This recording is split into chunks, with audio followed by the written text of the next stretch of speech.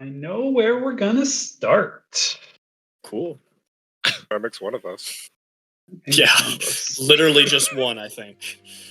Single human. It doesn't matter for me. Both my characters are in the same place. Oh, no, that's true. Yeah, all three actually. All three. Don't forget. Yeah, Technically, his body, is also Captain there. Hop, baby. Captain Hop's dead body is there as well. Okay. So, many weeks ago at this point, last we left off, we watched as our party was in the midst of traveling southward across the Vale, Boreal, to a secret passage through the Shadowset Mountains and into the Labyrinthine Wilds to locate two. Nailed it. A secret sanctum and stronghold for an ancient order of shadow monks. We now watch this kind of montage of quick scenes as the party makes their way to this sanctum. Generally unharried on their nearly 2-week journey. We watch them pass through a familiar mine near Kestrel. After traveling many twisting and turning secret tunnels that eventually emerge in the Labyrinth Wilds.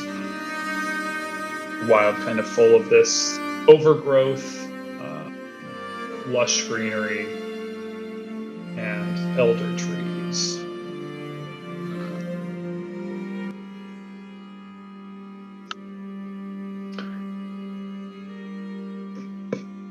Another half day, and we find ourselves outside the unseen sanctum.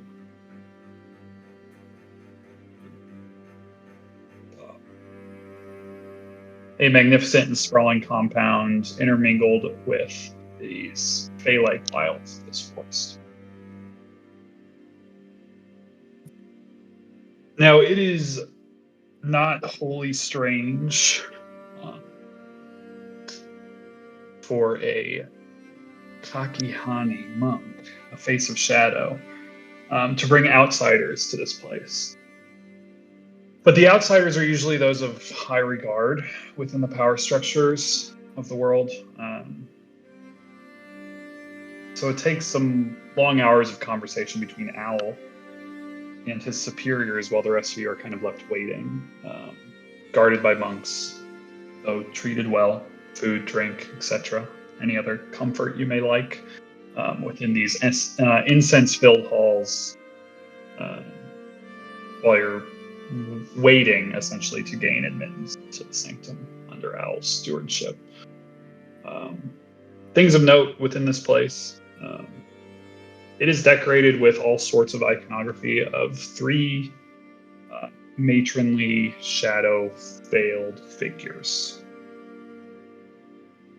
kind of held in these places of high honor and regard throughout each basically room you walk into. This place is all kind of indoor and outdoor, filled with these kind of sprawling gardens that are kind of fey-like, as these Labyrinth Wilds are kind of fey-like. Along with the 3 matronly figures that are seen kind of often in this place, there is another kind of repeated iconography, a more simplified, archaic symbol that may represent a similar thing. It's a symbol of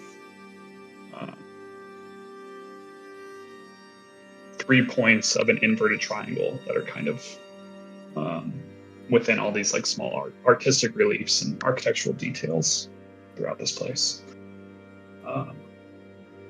We jump forward again, this time seeing the group of you after being admitted into this place, time passing a bit. In the darkness, kind of creeping slowly out of your rooms quietly through these halls, eventually to a room with which Al uncovers a secret passage, taking you down this long stair. This imagery is kind of interspersed with these visions that Al had seen. Visions not of his own, but of his prime version within the same temple, though in the prime world. The difference being this temple that you are in is whole and filled with life. And the temple in the visions that he watched of his prime self walking through this place, it is a ruin, completely destroyed. But he's also leading a group down this same hall, down this same hidden stair, in this much more decrepit version of this same place. We kind of see side by sides of Al and your group, and then Al and a group of two others, which we recognize as Anna Reborn and Sarah, walking through the rubble down that hidden staircase. Finally, you come to a room, the same room that they emerge into in the other version of this world. In the floor, there is a swirling portal filled with the cosmos, silvers and maroons and dark purples and blues, and dotting of glittery stars.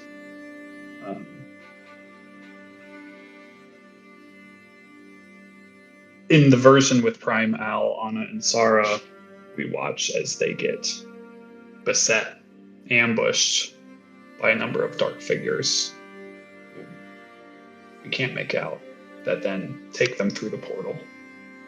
And then our vision kind of fully shifts to that of your party. We'll jump in tonight as the group of you enter this room, approaching this portal, filled with this brilliant energy. And as this whole place was filled with these three matrons, this room, this hidden place in the sanctum, is only dedicated to one. This room is decorated with a slithering snake with 3 eyes, opalescent scales, beauty and deception. Before you is a gate to the Astral Sea, and this is a temple dedicated to clearly Rowana. So that is where we'll jump in tonight. So this is the party of Xerxes, Al, Gildor, and Kale. Currently. If there's anything that you'd like to talk about in the moment to this point, all the way back to when you guys traveled, we can talk about those things. But very shortly, there will be more people joining. So keep that in mind. Like Neil huffing and puffing and. Oh yeah, Neil has arrived. He's just outside the compound. Fair. Neil does exist here. He's just you didn't think sneaking through this filled compound of monks would have been possible with Neil. I just love the idea of him just bounding in full speed. Hey guys, made it. Just in time. Yeah, so if there's any clarifications you want to make specifically with this group before I bring in the other group, we can do that. Or if you just want to make all the clarifications and conversations and everything and talk, and then we begin our massive discussion. That is tonight's D&D session. We can do that as well. It's up to you. I know it's been a while since we played, so a lot of things happening right now. Yeah, I think. Go ahead, Marshall. I was just gonna make sure to level set for me. Selig disappeared from the tower. We don't know where, why, or how. Kale, it's like, I think, heard some mention, like we had some semi-warm leads to the Astral Sea. And that's where Al was like, okay, well, I know of one way, but it's across the continent. And that's, the 2-week montage. And we are now standing on the precipice of venturing in. But do I have it, the TLDR version, correct? Cool. Mm-hmm. Yeah. And as we just kind of saw, like, Al had brought this up before, but I was kind of wanting to make it a point. So, you guys have the information that he has. He shared it with you just 3 weeks ago. But he knew of this place. I mean, he already knew of this place. This is his monastery. But this place within the monastery, he did not know existed until he had this vision. Oh, the vision. This memory of his prime version. Of his prime self coming to the same temple, though in ruin, in the prime realm, with Anna and Sarah, who he didn't necessarily know, but I guess he did probably know them, just different version of them. Maybe he didn't recognize Anna right away because she didn't quite That look probably the would have same. taken a moment, but I think very Sarah being there would have been a big clue. It's like, what the hell? She's got a robot arm. But yeah, he saw them go into this temple seeking this portal, it seemed. But before they could do whatever it was they were trying to do here, they were beset by these kind of secret dark figures who seemed to kind of bound them up and then take them through the portal. Yeah, Al doesn't know how his other counterpart, the prime counterpart, knows about this, just in case that was something he was curious about. And he would point out as we're going through the halls that the three sort of figures of worship in his monastery, as you well know, Rowan is one of them, then Nathgeeth and Vistris are the other two. Yeah. Seems notable. Quite interesting. But yeah, and so this secret temple within the monastery seems to be dedicated only to Luana. And so yeah, I mean, you guys have probably discussed in length over the course of your journey. Partially, Kale was some kind of large bird during some of it. It's true. I forgot that's how we got across the country. Yeah. Oh, there probably would have been extensive tea ceremonies before. Yeah, and I mean, you guys had there hours. was a lot of ritual and you got to Mhm. do these, sort of things, cross these thresholds. Stack the rocks in a certain way. Yeah, light the incense. You guys had to paint an entire fence. So everybody is this just shit you needed to be done? Yeah. Sorry, we don't have the people. Look, if you just said you needed housework, we would have done it. Let's just call a spade, okay? I've got a guy. He's 2 hours behind us. He'll be able to get this done. Yeah, that's actually what Neil's doing right now. Yeah. So he's outside just doing chores. Yeah. Moving boulders into the sand. But yeah, I don't know what else Gildor wants to talk about. I know that based on, his mementoed mind state, he knows this timeline could collapse at any time. Mm-hmm. He knows he could get pulled out of it at any time. And to me, the only thing that is keeping those things from happening is a missing Selig. So, Salig's not in the the extraction point, if you will. So, Gildor is full send. We gotta go find the missing guy, the one with the ember specifically. Mm-hmm. Some might say the reason for the mission. And when I say some, I mean Gildor definitely said that multiple times over the course of the last 2 weeks. It's all about that mission, baby. All about that ember. Yeah. And now that ember's gone. Grinding for those embers. Gotta grind for those embers. Well, if there's nothing else specifically that needs to be discussed between these people here, as you might have guessed, as you guys are kind of entering this space, almost as if perfectly planned point in time,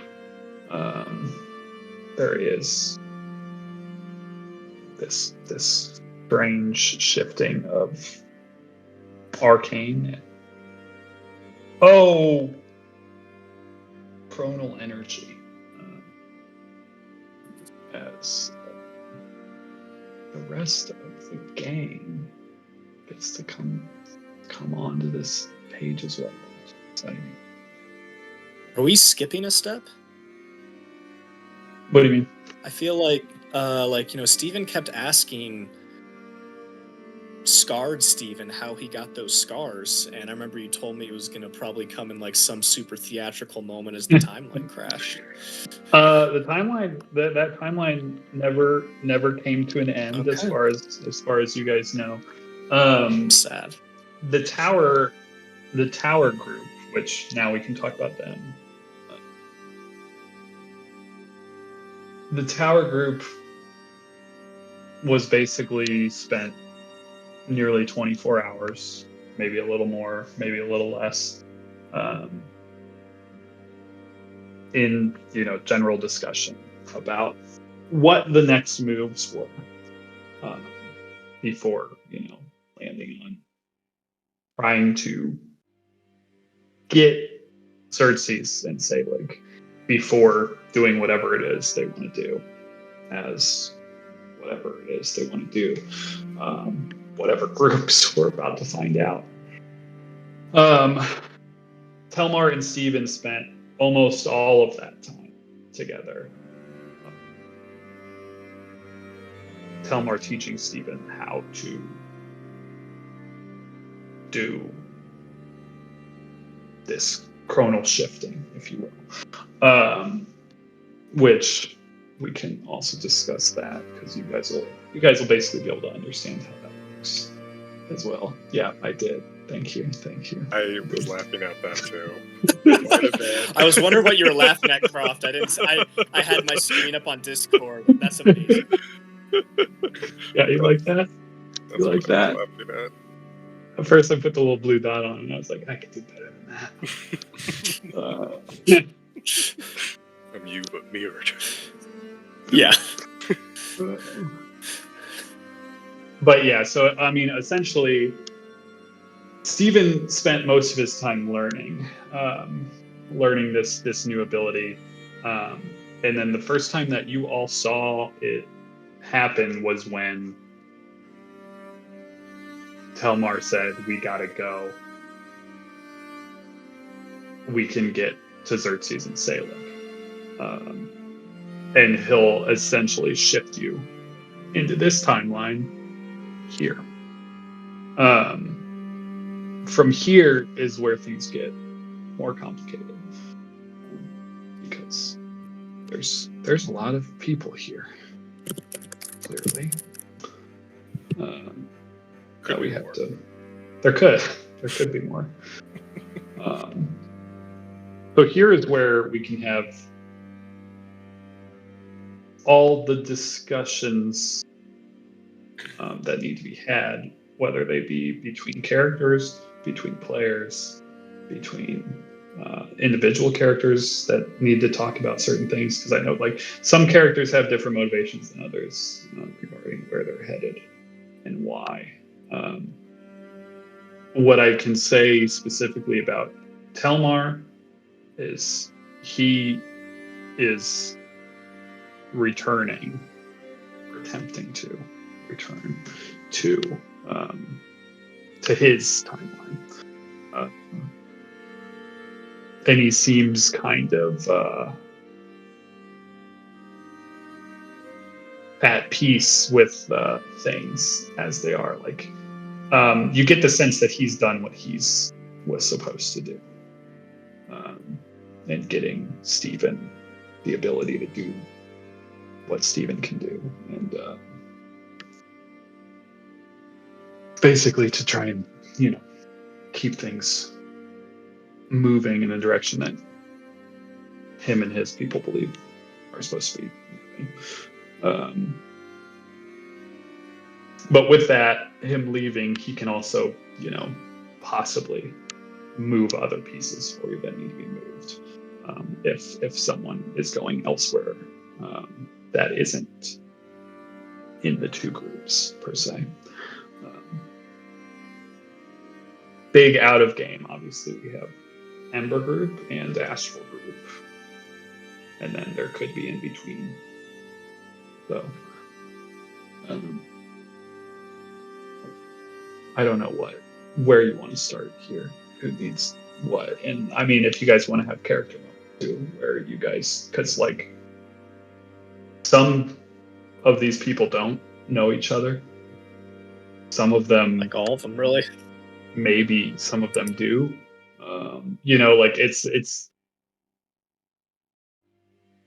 it doesn't need to necessarily, you don't have to role play things if you don't want to, but you can also just say what people, think about the other people that are here. If you want to just big brain say like Al and Doman have a discussion about X, Y, or Z because of this, like whatever you want to do. I'm not going to make you talk to yourselves, but like Kale and Lagan do, kind of, who knows if there's something there. Do it. There's a lot of things. A lot of things going on. A lot of complications. So that's kind of what this, like, why I'm like, I don't know where we're headed, because it's complicated. Who's in what party? Have any of y'all seen X-Men Days of Future Past? Yeah. Like when old Xavier talks to young Xavier. That. Let's just do that all night. Good. You muted yourself, Croft, but yeah. I I'm sure it was realized that. great. I just found out the space button mutes yourself. Oh, cool. Look at that. Doesn't do it to me. I don't know. So I have a big brain question, Michael.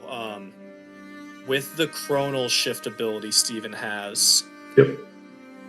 do I have knowledge of what's going on other timelines, and like where and when things are going to happen? So, like, for example, Telmar brought us here, and let's say Steven said, "Okay, I'm going to go help Ember Group." Is he able to like sense where and when other things are, or like how does that part work? Does that question kind of make sense? Sort of, yeah. Not really. Okay. So it can't be like, oh, I can, let's say Xerxes went to go find Sailing. I'm just making that up. Mm-hmm. And it's not like, okay, Xerxes, you go, and I'll be able to come get you whenever you find him, because I have this new magical sense. Like it has to be more coordinated than that. Yeah. As far as like you can directly pinpoint times and places in the prime timeline pretty easily. But the other timelines, it's almost as if you're skipping a rock. Like you might Got it. in a weird place. Like it's just, we need to be in another timeline. Let's go at this point in time to this place, and we'll see. And there could be a war going on. We have no idea. Yeah, exactly. Like we'll see what version of the world we're about to run into, but it might be safer than the one that we're in currently. So we need to go. or we need someplace to hide out for a little while. We need whatever it may be. Or if you're like, maybe we can achieve something by going to a different timeline entirely. Because as you've seen, you can apparently collect embers in other timelines. So, Cool. But yeah, so if you're banking on knowing what's going on, then probably the last 100 or so years within the prime time. It's all I could really count on. Everything else is just a guess. Yeah, I mean, you could also go to like the good old like 300 plus years ago and try to find the gnomish people of wherever the fuck you want. Do whatever you want to do. Save the Herringons. Oh, I should have put Dead Hop on screen. 100%. Always with us, somebody.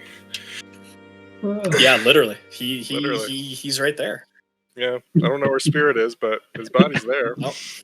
Yeah. That's Hopper and Bright. Yeah. No one knows where his brain is, but well, in the belly of an elephant.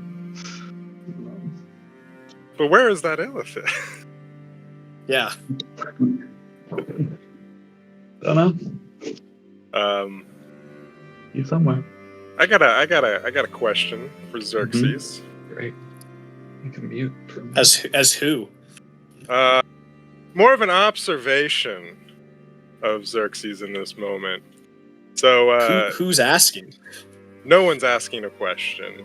Meta-wise, Okay. this is a question of meta out of game. Xerxes' reaction to seeing 3 people he thought were dead. Yeah, I had a similar question too. Well, he's confused for sure, but in this like talk of prime timeline, he's trying to still figure it out. So his initial reaction would be shock, but also he's probably assuming these are not his people. You know what I mean? Mm. That these are a different timeline version of his people. Yeah, that makes sense. I would think, initial shock and awe. And then there's like 2 Stevens standing there. One just looks different. After some discussion, I think it would probably come to light that like, whoa, like these are. Well, I mean, I would have straight you survived, because Steven and Dyson, we know this is the prime Xerxes, right? Like Telmar told us that. Yeah. So like that would be our opener of like, how did you get out of the birthing pool or whatever it is, wherever we were? What happened to you? Why didn't you wake up in the sphere? Well, he'd be kind of incredulous. Like, what do you mean how I survived? Like, exactly, you guys were the ones that died. I mean, did we? Why didn't you end up in ended the up sphere? And then he's like, what? Yeah.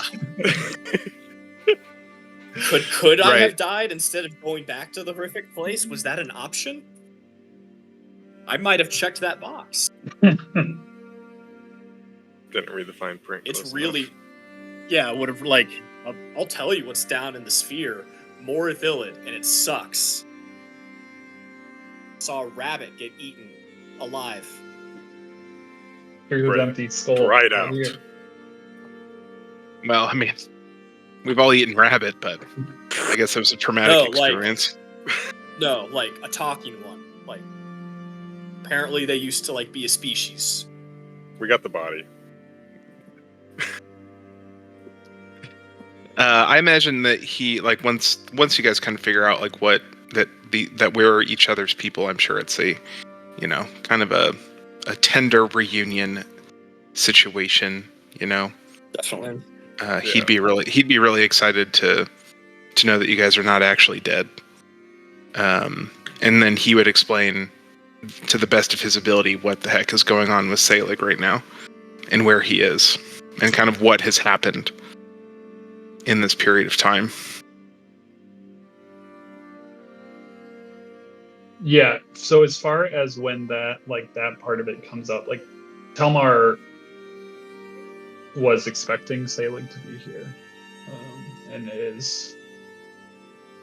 visibly uncomfortable with the knowledge of like he may have been scooped up by Rowena, and then you're like in this room that's dedicated to her. That's uncomfortable. Steven would ask, do we know for sure it's Rowena? Or did you just hear a woman's voice?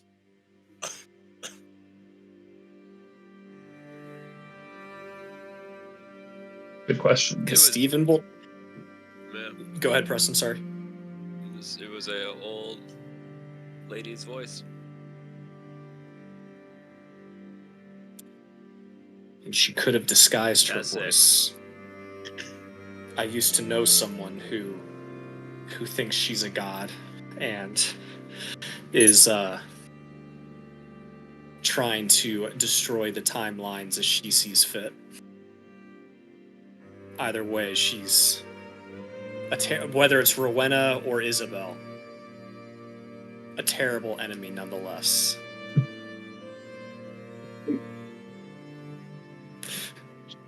Excuse me. A strong word. Does Alan dies in at the same time?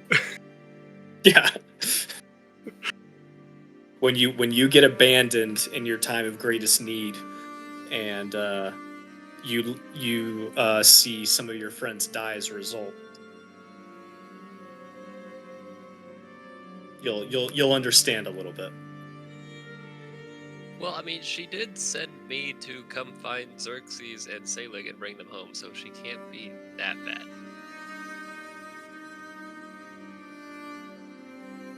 Fake news.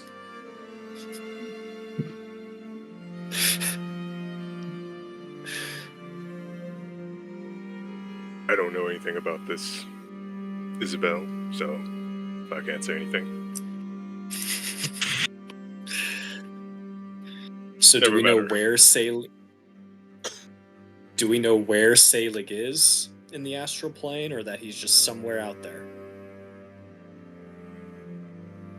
Best you got right now is somewhere in the Astral Sea, Selig Which be is- floating.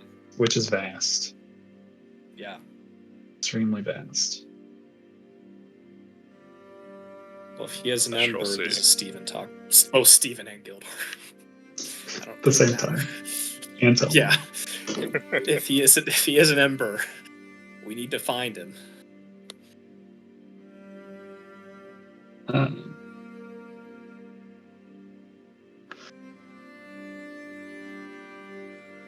Yeah, and then there's obviously Al's vision of seeing Al, Sarah, and Anna getting drug into this portal as well. Obviously, there's lack of knowledge of what exactly they were doing here, and Yeah. who. And whether that vision's real. Yeah, exactly. And then who, like, that vision could have been put in Al's head for all he knows. Like, it's, Boy by Rowena. but it did lead you to a portal to the Astral Sea. So there's some questions there as well. Whether this portal is, safe or whatever, where it goes. Where it goes exactly.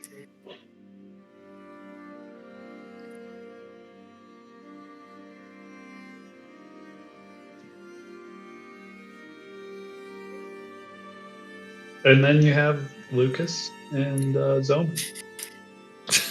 Just hanging out. Lucas is a little drunk. Zoman is a fucking I'm sure gnome. Zo- There's that. Yeah. I'm sure Zoman's drinking a little bit himself. He's also wearing an Iron Man suit, right? Yeah, Basically. essentially. He has to. His legs are still broken underneath it. Yeah. Oh yeah, we had 2 Iron Man suits. Yeah. Lucas would ask Al where they keep the ceremonial, liquor for the worship. And he'd he'd say, because he wants to offer respect, but you can also tell he's drunk. I would say he be unsure about this little halfling guy. He would go find you something. Let me go procure something. They're monks. They gotta make Little something. unsure Yeah. about just letting him have at the The cabinet. Yeah, not letting him into the stockroom. Seems fair. Here, let me fill up your flask for you, because Yeah. Lucas obviously has like 7 flasks. Like, I'll go fill this up. Just Lucas the chooses the biggest one. Yes. Yeah. Jokes on Al. It's a never-ending one, like a Mary Poppins bag.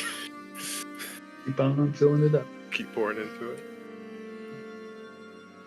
Gildor. Well, actually, before you even do that, Al, Gildor will stop you, say, "Hey, I got you, buddy," and we'll pull out a pitcher and just pour for, we'll call it 60 seconds, into Lucas's flask.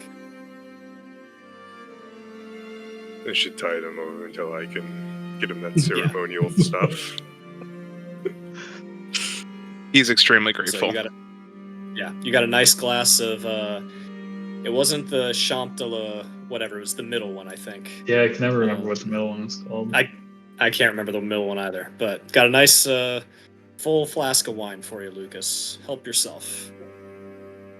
And when Al will still go get some of the special spirit, and when he comes back, he will force Lucas to go through like the drinking ceremony associated with it.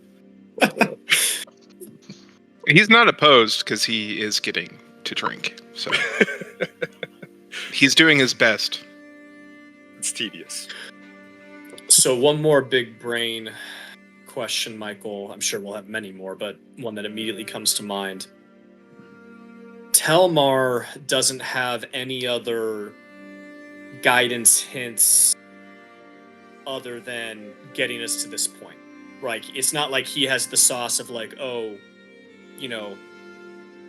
I know embers are the way to fight Viscerus. His goal was just to pluck us out and to drop us here, and that's his purpose. Okay. Yeah. Well, I imagine the Xerxes Owl group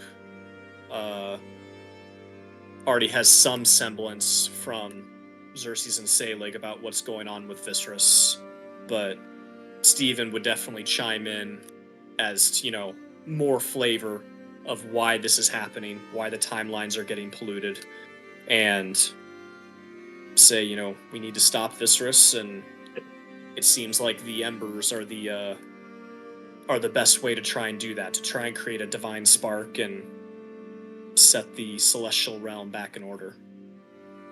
So we need Selig, who has an ember, and we need to keep acquiring as many embers as we can. Red Dragon Crush. That's it. So basically getting everyone in this room caught up to speed. Yeah, just like this is, now we know at least the problem. Why, a little bit of why we're here. Not necessarily, or how we got here. Maybe not why we're here, but how we got here. And, because everyone here, who here is not Prime, or who do we not know is Prime? The owl Owl is not Prime. Isn't Prime. We don't know about Kale Prime? Kale, right? Or Alt. Or is Kale no? Kale would be prime. Okay. Oh, that's right, because Isabel sent, like you just said 5 minutes ago. Sent you there. That makes sense. Okay. But either way, Al's trying to get to the Prime. At least so we all do have what he can to help out his Prime self. Yeah, exactly. So we all have similar motivations to preserve, at least a broad motivation, whether they actually act on it, like, not picking on you, Nate. It's just an easy example. Who knows? Other than getting drunk, Lucas's motivations are still a little TBD to the group at large. Yeah. I think he wants to keep it that way. Which is great. No judgment whatsoever. Just making a loose example. I think Lucas wants to keep it. Yeah, no, that's what I'm saying. Yeah. I mean, we've only known him for a short period of time. Like a day. Exactly. Like a day. Yeah. A little over 24 hours with the man. Yeah, so meta-wise, I feel like last time we all talked, it was splitting into Astral Sea to get Selig, Ember search party, and Steven and whoever else would lay that out of like, this seems to be the way forward to see if people want to start volunteering who goes where or who goes with who. See what these parties look like. Mm-hmm. Well, Zoman can be the first domino to fall. Like he would say, yeah, your quest sounds noble and saving the world is a big deal, but my world might already be gone, and I have to try to do what I can to try to see if there is any hope for my people. So his journey is not into the Astral Sea.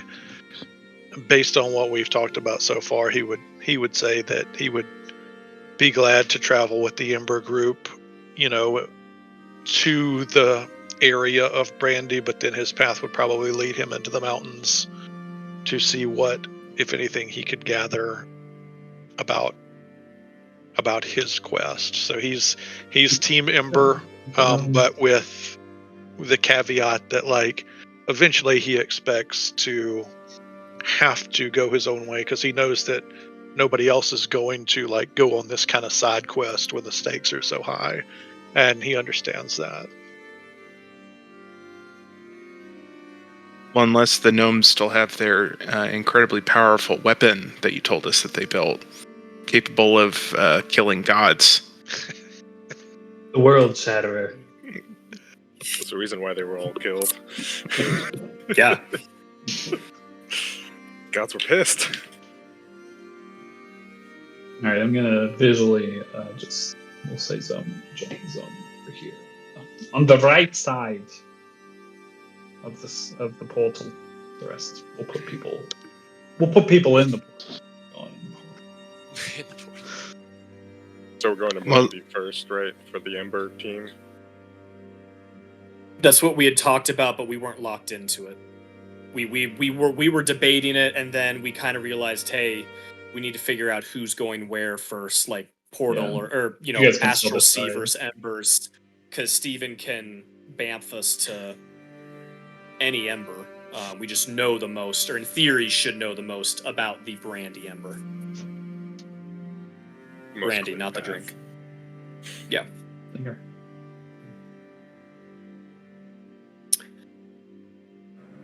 I see a Xerxes in the portal. Yeah, Xerxes obviously going in the portal. He's going after Selig. Got an ember in his belly already. Yep. Yeah. Yum. Eisen, as he said back at the tower, he will actually be going with Helmar. Oh, that's right. The third option. To raise an army. To raise an army and bring it back, hopefully, when the time is right. Looking for my coming. First light. Yeah, so we'll have to discuss some of that maybe after we figure out where everyone's going. Yeah, I mean, I'm sure the logistics of that is complex. It might make you make some decisions, about some possible things. All right.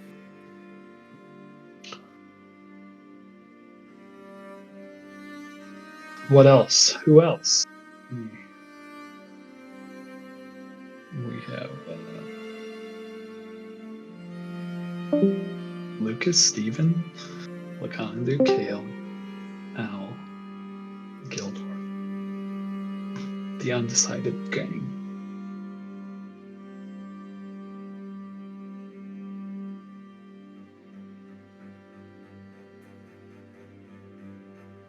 Yeah, Controls out of trouble. rip. Oh no! They died. The timeline has ended. You've been ambushed. Oh no. There goes the timeline. Goodbye, Steven. Turns out Telbar actually survives. Hey! Yep. Somewhere amongst all this conversation, Kale will walk up to Lagandu and kind of beckon him off to the side. And they'll be having kind of a side conversation with each other. At one point... No, please do it in character. I was thinking he would go to the aside channel And and just talk with to himself. Yeah, BRB. Hold on. Hold on. I'll be in the insides with myself. Okay, yeah, good. Okay. Yeah, you go there, I'll go there. Fine, cool. Oh. Oh. Yeah, they'll be talking. Lagandu at one point will pull out the little whale ocarina that he found in the sphere. And Kale will kind of hold it and look at it and kind of nod. At which point, Kale, probably, for the first time, if any, for those that are paying attention or kind of side-eyeing it, actually removes his hood. And you realize that Kale is very similar to Lagandu in appearance and stature. And you stunned appearance on Lagandu before Lagandu embraces Kale in a very long lost, haven't seen you in forever type of embrace. Before you kind of see Kale kind of push him off and kind of just, again, nodding at him, trying to be like, in a way of a, they're a tough guy, it's fine. And as they continue to talk, sometimes they get a little bit loud and excited, like they're telling old stories or talking about old habits or old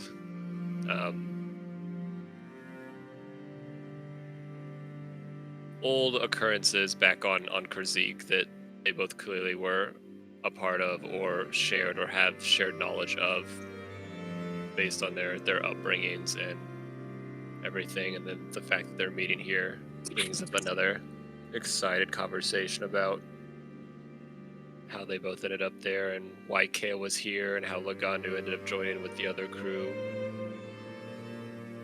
And then kind of they ended up breaking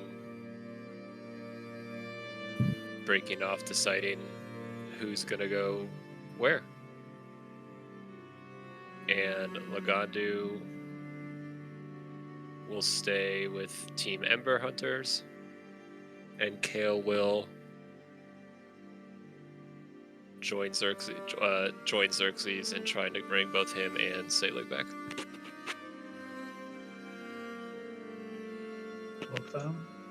For the briefest of moments, Preston, when you said like Kale pushed him off, I honest to goodness thought you were gonna say and pushes him into the portal. and I was gonna be like, oh my god, drop. it's on. But this was also great as well. That would have been horrifying. Get in there. He pulls off his hood, and it's Viscerus! And he pushes him in the portal And you're all blasts a bunch of souls or whatever he did. I don't remember what it was called. Something horrible. I would go up to Kale and kind of ask Kale, you know this random person, essentially. Like,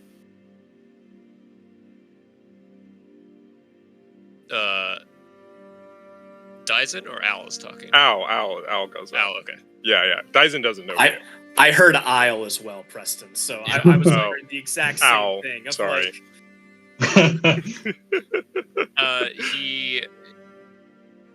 He kind of looks at Owl, and then he kind of looks over at Lagandu and just kind of stares, and it's like he is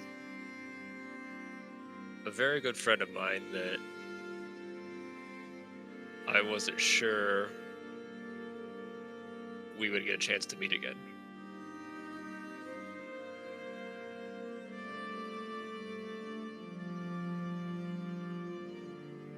You got your reunion.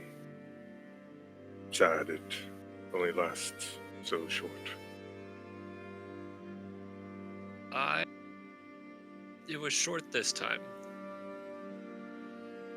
It's not to say there won't be another. You're right. Especially with the craziness, what we're involved with. Who knows what's possible.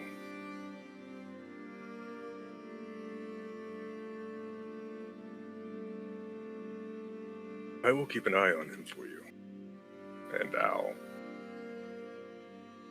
will go with the Ember Hunters. I will trust you all traveling into the Astral Sea to find myself and the 2 elven companions you once knew. And I will do what I can for myself in the future. Perhaps I too shall hold an ember. Perhaps. And I think your skills will complement Lagandu's quite well, if I'm guessing, from what I know of him. I'll make sure he doesn't get in too much trouble. He never was the too wild. Does he like tea? You know, he might have changed since I last was with him. It's possible he's gotten a little more refined and a little less... Oh, what's the word? He's probably gone a little bit softer, I would guess. Since he was at a younger age. Sometimes life events have a way of changing your mindset. I would agree. Having lived as long as I have, many stages have been had. Many mindsets. And I think he probably just hasn't tried the right tea yet. You know? Super secret special monk tea, I'm sure. Does Gets it for him a lot every of people. time.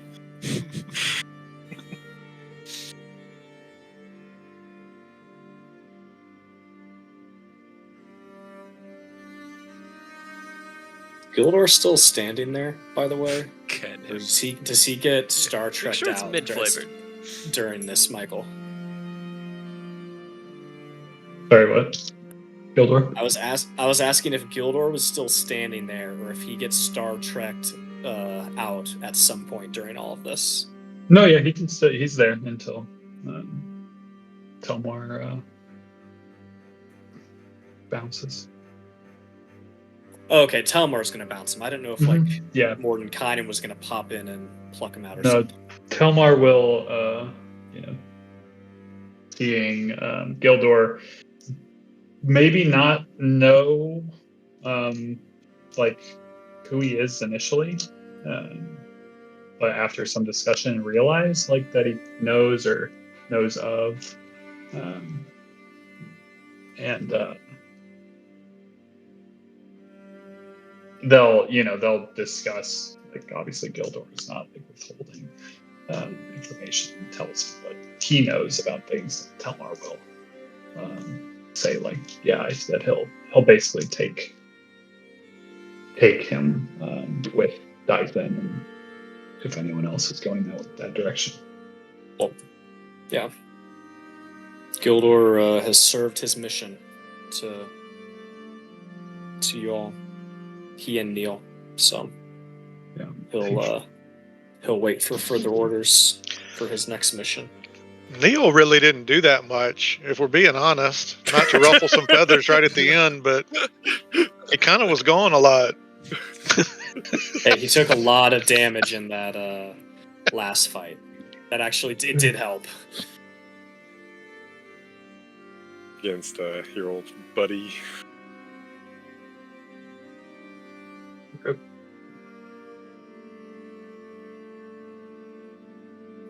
Devo Luco. Devo Luco. Hmm.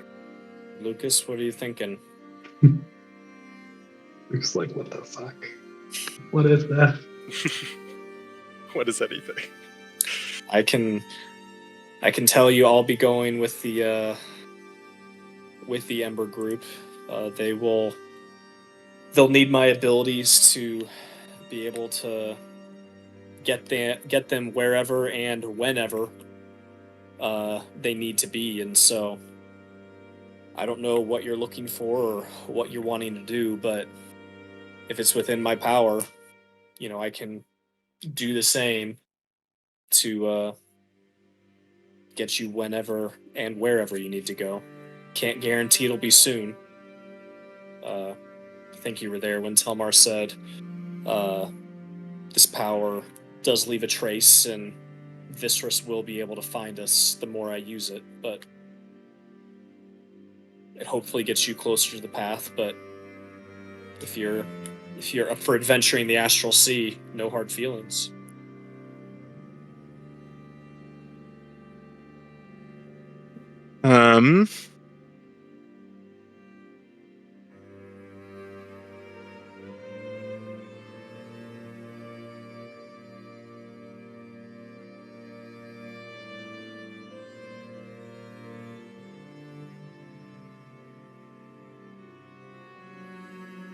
Lucas would, yeah, he'd thank you for that consideration, and he would tell you that he would want to go with you with the Ember group. Okay.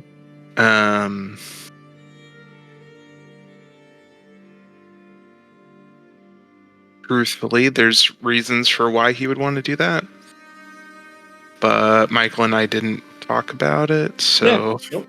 We I don't know like- how he wants to weave that in or where. So yeah, let's just we already say said. there is a reason that he would want to go with you, and he would tell that to you if he knew, but he also might not know. Yeah, but he also might. He's also pretty drunk, so this is in character.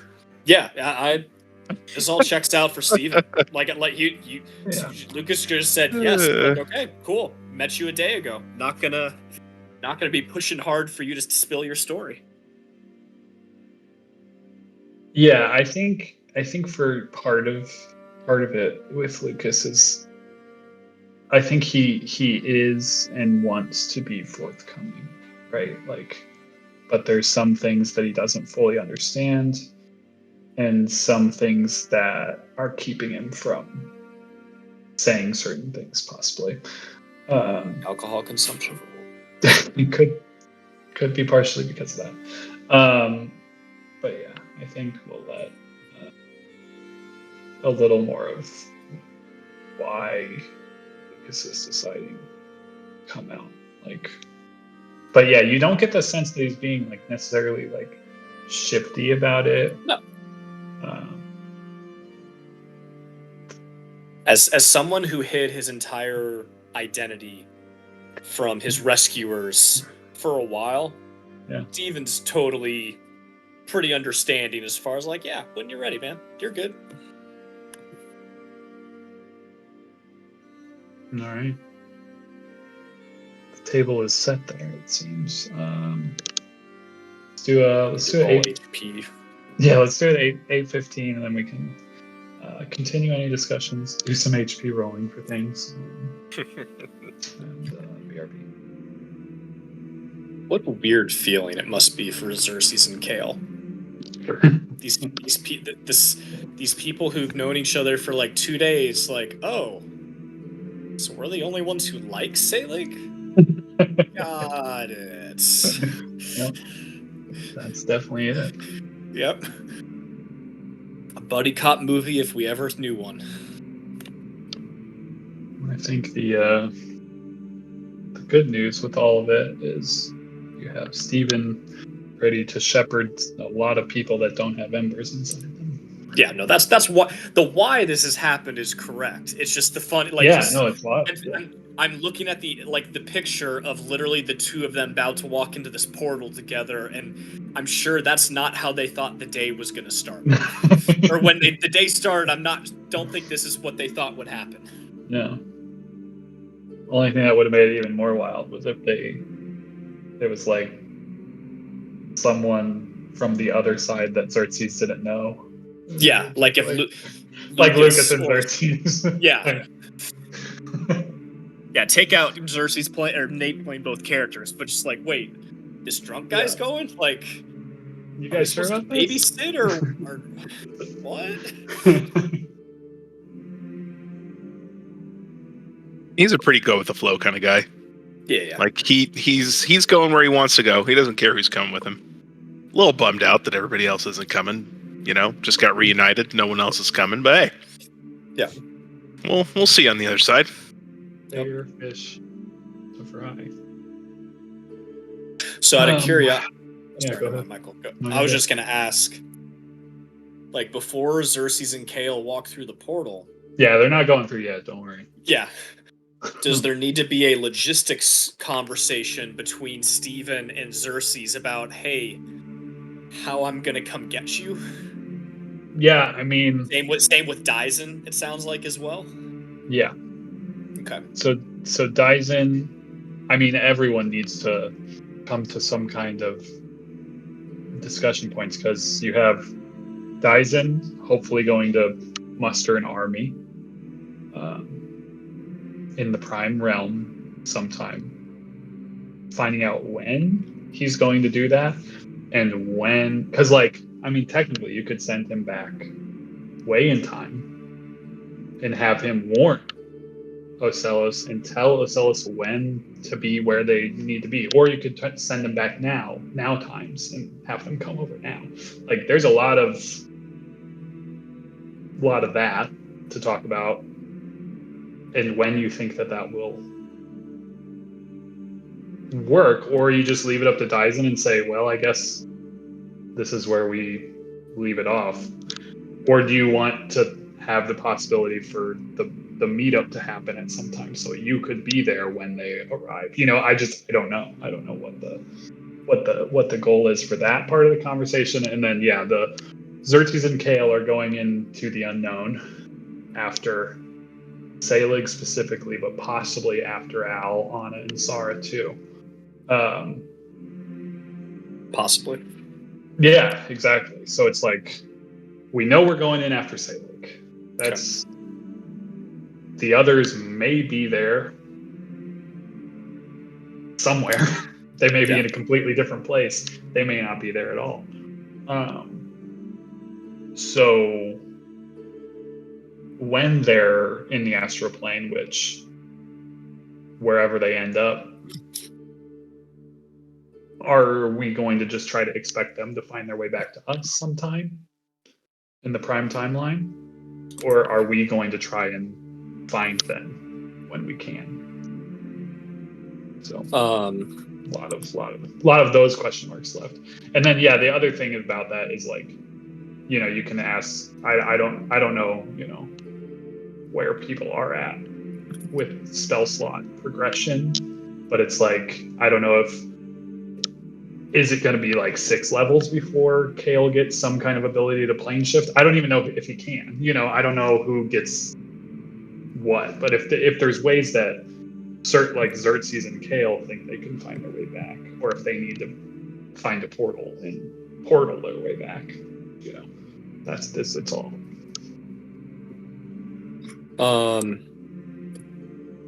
The unknown. So, a follow-up question to that, based on one of your emails to me, Michael. The Astral Sea exists out of time, right? Correct. Yeah. So Steven's chronal shifting ability is neutralized. Yeah. The chronal shifting ability won't do anything there, or Yeah, won't necessarily even get you there. Yeah. Okay. A plane shift would, Gotcha.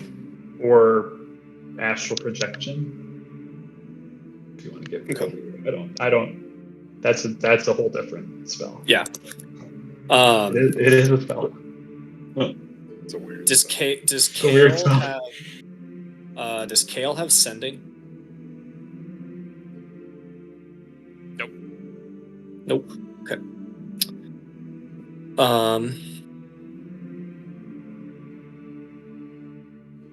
Well, and what does Selig have that, you know? Oh yeah, that's true. Yeah, you guys also are very familiar with Saleg's abilities. So.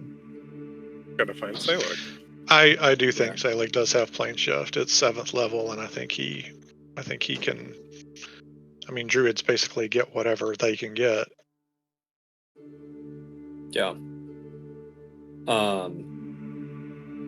But you got to find him first. Mm-hmm. So, like, if you find him, he can get you out. Probably.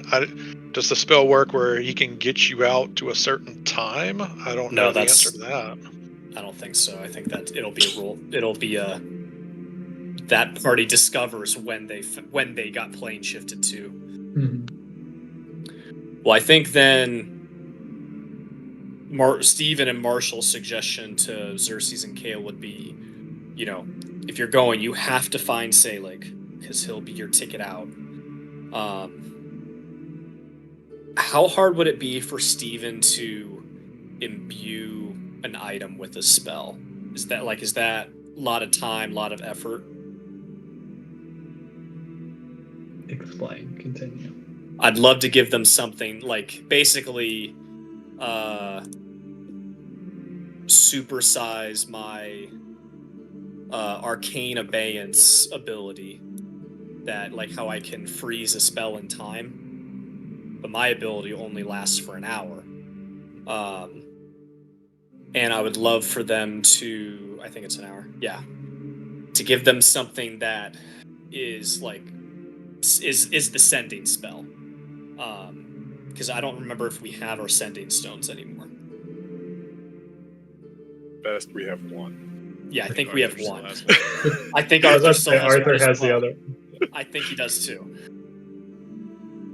Find Arthur. I mean, again. I can get sending. Okay. I just don't have it. And will not have it ready just for fun. So Gotcha. you're not going to get a timely response. I mean, you could certainly try that and see what happens with the spells when they go in. Yeah, time works differently. Who could say? It might not tick down. That's a great point. Yeah, Yeah. why yeah, okay, love that. So- Great call, Nate. Great call. When At least I- give them a could not work at one-time all. use of it if it works. When I left the Prime timeline, Mm-hmm. I find it very likely that I would have said, "Hey, Sasha, how we getting back?" Yeah. I think So would he hint at a way or a location or a place or maybe perhaps a way to contact him? so. I think the only it would have been a one-way ticket. Bruh, okay. But you know that Saja exists outside of time and is always at the top of that ziggurat. As far as what Saja believes. So, Kale would have confidence that if ever he was to go to that ziggurat in any timeline, at any time, in any timeline, that he would be able to find Saja there. I think Kale would have that belief because Saja would basically say that is true. Whether that actually works when you go to a random chronal plane, who knows? But that's what Saja would basically tell you is true. So like, but then going into the Astral Sea, a whole different Right, that's animal. exactly what I was going to ask. Yeah, 'Cause what is Krizik the don't Astral exist Sea? there. Yeah. The Astral Sea is essentially timeless space, a void of space and time that leads to the outer planes, full of fucking Githyanki pirate boats and shit. The nastiest shit. Ah, the The pirate. nastiest shit you can imagine is in the Astral Sea. So The gift that we saw at the end of season 2. Or 3. Mhm. Or 2.5. Yeah. who's to say? Wait, I forgot. We saw Gith? You saw Yellowfoot. It was like a one sentence, yeah, thing picked up at picked the up a end of little a season. ocarina. Yes. How Looked did at a that go? dead elder brain. It was after you killed Yeah. the elder brain. Yeah, so I'll give Check it out. right before they enter the portal, I will give Xerxes an arcane abeyance with the instructions of, hopefully you can use this. Contact me the when you are. And, hopefully Selig can bring you back to this plane and then tell me when, or if it doesn't work, find someone who can contact me to tell me when you are, and I'll come get you. Love that. But, and I'll make one more note because Xerxes wouldn't know this, if it's before I'm alive, it won't work. So you'll have to think of someone who is alive who can contact me. Because, I'll explain how to get out of the sphere, we contacted Yofun, and it was before he'd ever met us. And so, it's about to get real weird, old buddy. We are living out Tenet. Skipping stones across the void of time and space. All this time travel stuff's just too confusing. I just want to get out there to the hippopotamus pirates and. I love this, Michael. Xerxes is gonna send Steven a message, and Steven's gonna wake up like Desmond and be, it wasn't a dream, it was a memory. And I'm just gonna be so happy.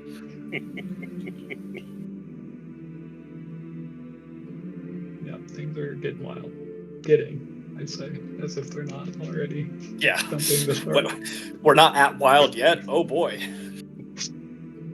don't know where we are. And so yeah, same to Dyson.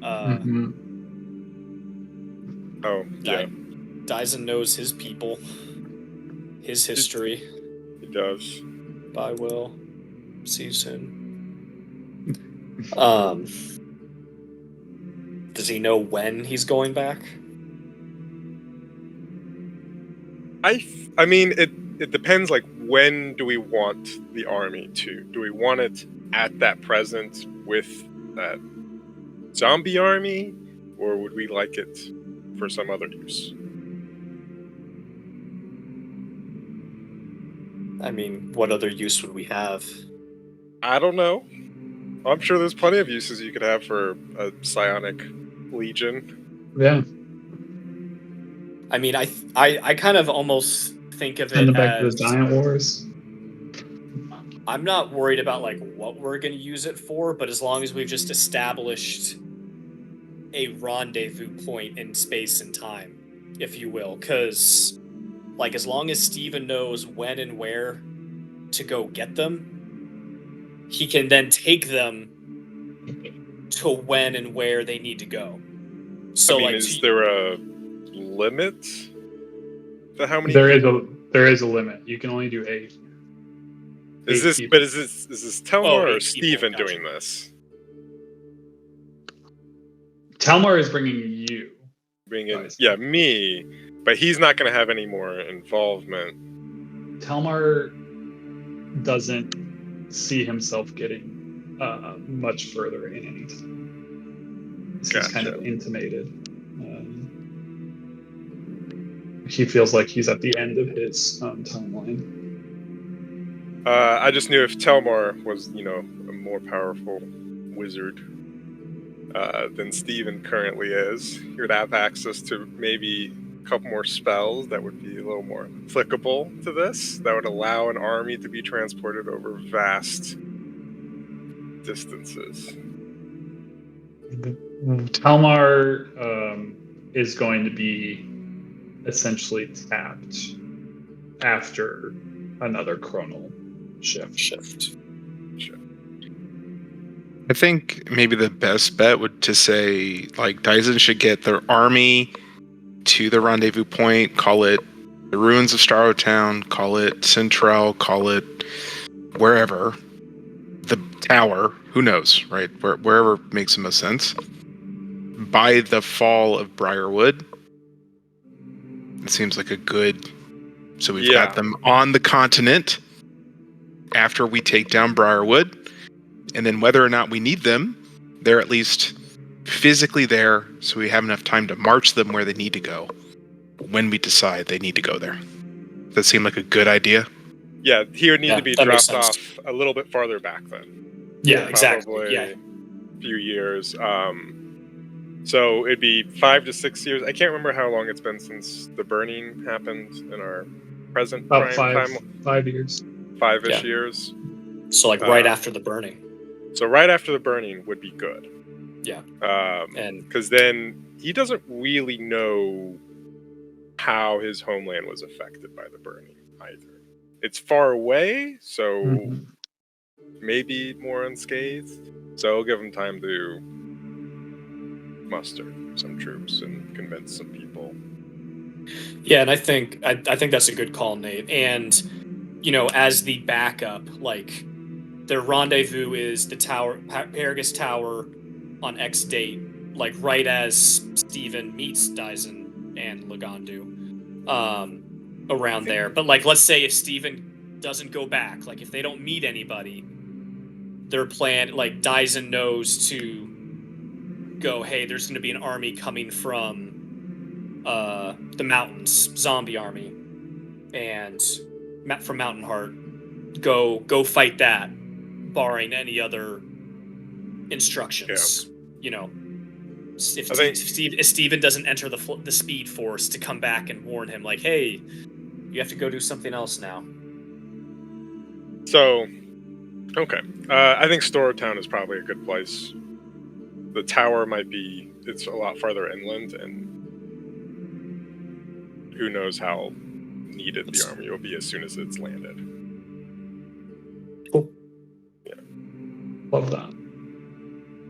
So the army lands sometime in the following month after the Battle of Briarwood. The Battle of Briarwood.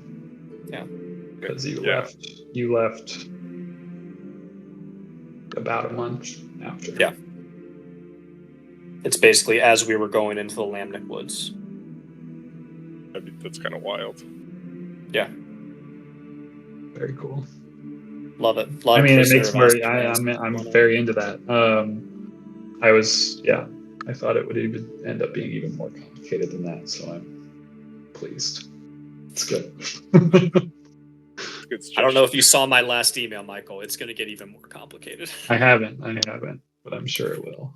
Yeah. Okay. So Dyson has a point in time to hopefully bring his mustered army of psionic dragonborn warriors. That's so cool. I just imagine them all like jumping over the horizon. Intercept a army of the undead. Fly. Yeah, a lot of Dysons. Essentially, a lot of more infantry versions of Dysons. Yeah. Horrifying. If you ask them, you might all too enthusiastically get into the details of how some of the battle strategies and tactics of the Legionnaires go. It'll be like, yeah, we'll ride on dragons and drop out of the sky. It's a sight to behold. I'm glad you'll get to see it. Our whole budget. I got a TPK before we get there. Our whole budget is gone. It's not getting greenlit by any means. What's going to happen off screen? Mm-hmm. You'll hear about it. Somebody will walk into a room. You should have seen that shit that happened over the Lamanic Wood. It was crazy. Wild as shit.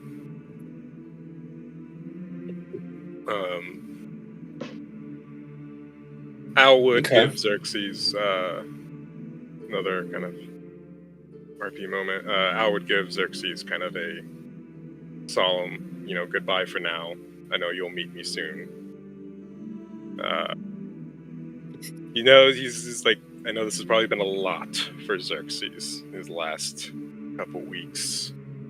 And he may not understand why Al's not coming with either, but he has his reasons for sort of spreading out, I guess.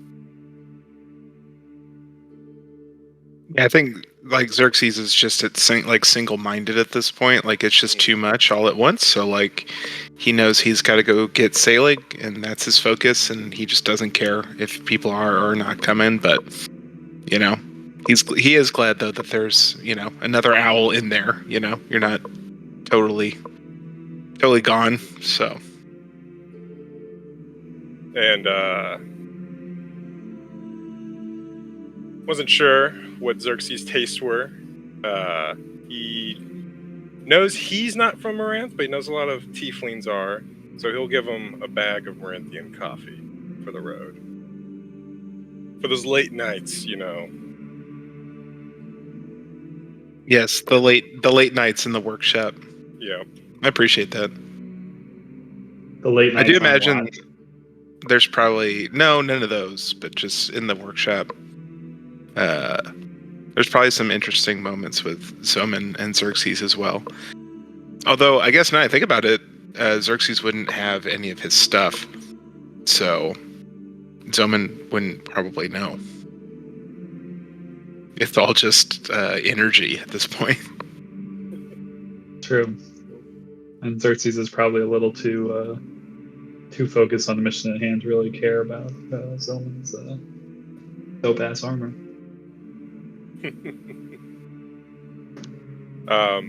If Xerxes does need some tools or something, Dyson would offer to give you some of his spare stuff. I think he probably has got everything he needs at this point.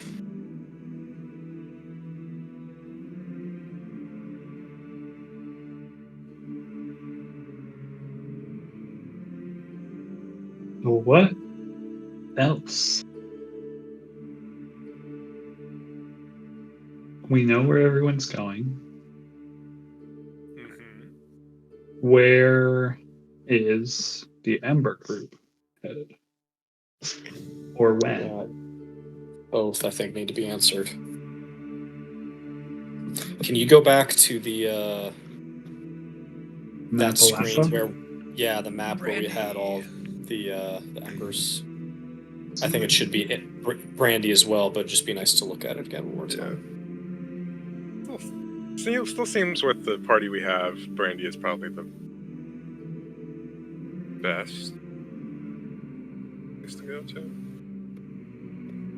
Because we don't know where Rowena's Ember is, right? Or is that what's sailing? That's in the Astral Sea more than likely.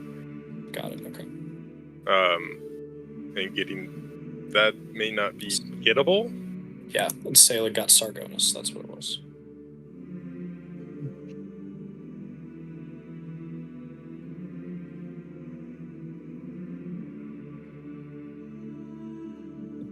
We have never heard anything about Hellwinds, right? No, or at least the we could go back and listen to that episode 40 or something, but the clue was pretty vague for what our character's knowledge was at the time. So there was a clue though. There was something, but it wasn't based on what our characters knew way back in season 1. It was not a strong enough hint to be like, oh, we've been there, or we can connect that to something. There would have been some sort of clue. Correct. The only one that had absolutely nothing was Viscerus. Yeah. That kind of makes sense now. Mm-hmm. You know who was maybe not a follower of Helwyn, but well, maybe a follower of Helwyn. Captain Hop, Really? pour one out.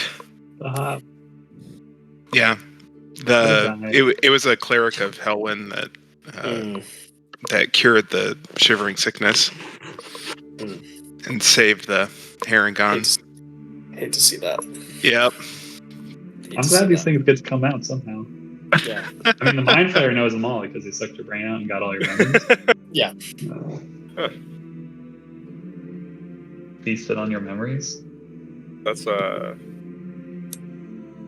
Isabel. That's who Isabel worshipped before the burning. It's true. There we go. She had the holy symbol. Yeah, I think looking at this, Brandy is the best or the easiest option, the most straightforward, because none of these characters know a ton about Moranth, correct? Who's in that gang? I think Al would know Lagandu, some stuff. Steven, Zoman. Al knows some for sure. He's very old and troubled. Dyson can also give you guys, like the lowdown of some about Moranth as well. It's He was there. trashed. Yeah, things aren't great. He will tell you. He survived by being in the underground of the city, one of the cities, and the city above was demolished in ruins. Love that. Yeah. Pretty cool. All of Lucas's information would be 50 years old. Yeah. And Telmar wouldn't know when these embers are, right? It would just we're once again flying blind in terms of if we assume that the burning is when the embers were created. Let's say, that's what our characters thought. Telmar couldn't confirm or deny whether if we went back 20 years before the burning, maybe to sneak one past Viserys, we don't know if the embers exist back then, right? Not necessarily. Yeah, you don't know. Okay. It's a safe thing to assume until proven otherwise. Yeah, that everything's happening post-burning. At least with the embers, because correct. They are linked to the death of the gods in the event of the burning, so makes sense. I mean, but we could be proven wrong. Sargonus's was in a different timeline. Mm-hmm. Yeah, you did collect Sargonus's in a different timeline, but it was still a date. Still a date post-burning. That's but in a world, it was a timeline. Happen in a world where the burning did not happen. So there is margin for wiggle. But still, we could go to different timelines, but we should still shoot for a date post-burning. That's our kind of parameter. It sounds like. And with the Brandy one, maybe something maybe to think about is that army is very close to there. Oh yeah, that's what. Do we want to go there? Not near the time the army's there. That's why I was clarifying. To me, it's we're going a week after the burning or something. Let's give ourselves margin. Actually, I'll say the map does not necessarily represent the position of that army. That's just when you left. That's right. Yeah, totally. Yeah. But it's all timey-wimey stuff. Who knows when we are now? Yeah, exactly. Yeah, I mean, we could come back and nothing's happened. The moment we went into that weird Atropal place. Yeah. Cradle of the Death God. Cradle of the Death God. Yeah. The birthing pool, right? Birthing pool of Adultric. Yeah, I say Brandy some time shortly after the burning would be my. I think that's good. Less chance for other people to have forgotten it, and that's why deal with less Chaos Legion and whatever groups were roaming around. When And did the then first expedition go out? 2 years prior to you. Okay, so they went out in year Thank. 3. It was either 2 years prior to you or 1 year prior to you. I'd Okay. have to look it up. But it was Either like, way, we're gonna go well before they even For go the out. date. Then, so that's Right about ready. yeah, that's all I was curious about. and then you would, I guess, chronal shift there. I was thinking of all Steven's things. Okay, so prime timeline, Prime timeline. prime time, hashtag prime. Yeah. Shortly after the burning. Yeah. Let's say 6 to 12 months post burning. Cool. Sounds good. Unless And I'm not trying to force it on anyone. If anyone else has other ideas or thoughts, totally I think that sounds fine. cool. just put this in writing somewhere so that I remember it. Okay. Ember Gang. And are you aiming for Brandy? Is that the or any specific place, or just Brandy, or outside Brandy, or fucking What the Heart River Bridge? I don't know. what do we know about the deity? Botilla. Botilla. Is she a fortune? Goddess of Mhm. fortune? Yes. Fortune and parties. Okay, that sounds like Sounds like Lucas, baby. Not very good. sounds like a great time. Yep. But that also sounds like then, like casinos or, places like that, like would there be some kind of, I mean, I guess where I'm going with this is like, we would assume the ember would be somewhere associated with the deity. So like a deity like that, it seems more likely to be in the city than like, if this is like Helwyn, like the nature goddess, like we would want to go to the mountains somewhere probably to find, maybe there was a temple or whatever. Does it seem like good logic? Yeah, no, I think that's good logic. Here's What was the Botilla's. clue? Botilla's thing is Botilla, Lady of Fortune, domain trickery, her dogma. One should be bold, for to be bold is to live. A brave heart and willingness to take risks, beat out carefully wrought plans 9 times out of 10. Place yourself in the hands of fate and trust your own luck. I do vaguely remember, Michael, I don't know how buried it is in your notes. I vaguely remember from the episode, I'm just going to say it's episode 40, even though odds of that being the number are ridiculously low. It being in a cave. I don't know if that's something you have access to quickly, Michael. Yeah, I can quickly in that. So if I'm wrong, Nate, then yes, full agree. I just have this vague memory of something about a cave, and that's the only thing that would make me turn from otherwise your correct logic. Section 47. Episode 47? Okay. I had a 4. I was close. I mean, I think I kind of remember that, Marshall, because the Botilla like little symbol is offset from the town slightly. Yeah, it's not in Brandy; it's near Yeah. Brandy. I still think going Botilla- to the town makes sense to like gather information, right? Like Agreed. maybe there is a cave that they worshipped her in, or that's the secret underground halfling black market or whatever, Yeah. Yeah, there where were Roscoe lived. They have raves down there. There were you know about Botilla, like symbols on the in Duskfall Hollow, there was the bridge to Botilla, had a bunch of gold coins, urns, and like halflings.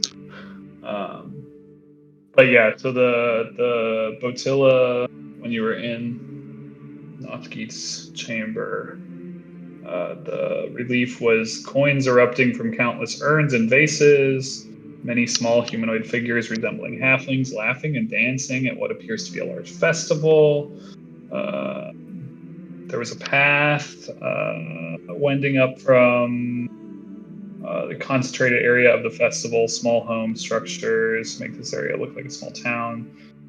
Following the path upwards, you see it travel towards mountainous terrain and eventually into a dark cavern marked with a small coin. Okay, so we both nailed it. Yeah, you're right, Nate. Let's go.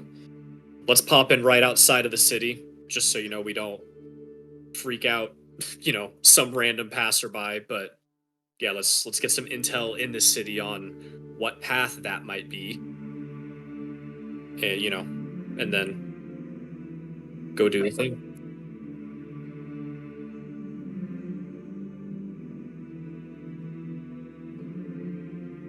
Sounds like a simple enough plan. Somewhere outside Brandy, 6 months after the burning. Love it. Cool. Dope. So that's where you're headed for that gang, and if I can figure out where to go after that. Don't think about that shit now. Okay.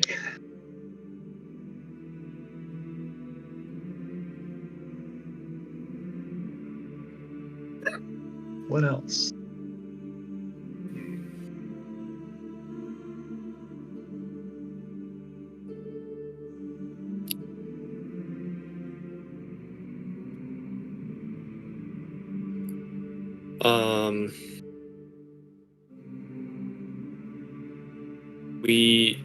The Selig group picked up those items from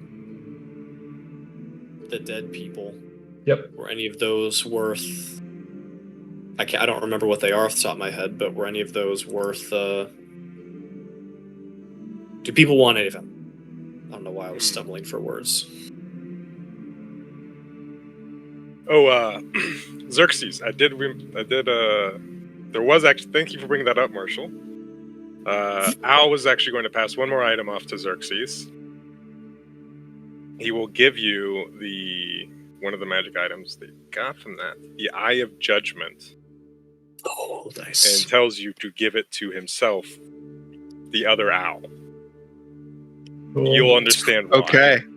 That's super cool. I love that. Awesome. Any other of those things that need to get passed around? I think you have what they all are at this point. I don't know where they're written down though. Got some. If I remember correctly, they're mostly the items that got your ability score up to 19. Yeah. So it was like the gloves. Mm-hmm. And was there a headband of intellect? Not exactly, but yeah, there was. I don't remember which ones there were. Hand wraps. That got your Constitution to 19. Oh. You got an amulet that gets your Wisdom to 19. A mask that gets your Charisma to 19. Gauntlets that get your Strength to 19 and can be used as a +1 2d6 punching weapon or whatever. And then the eye that lets you cast True Seeing. So what abilities? It was Wisdom, Charisma, Strength, and Constitution. And Con. Yeah. I think they all take attunement. Yeah. They do all take attunement.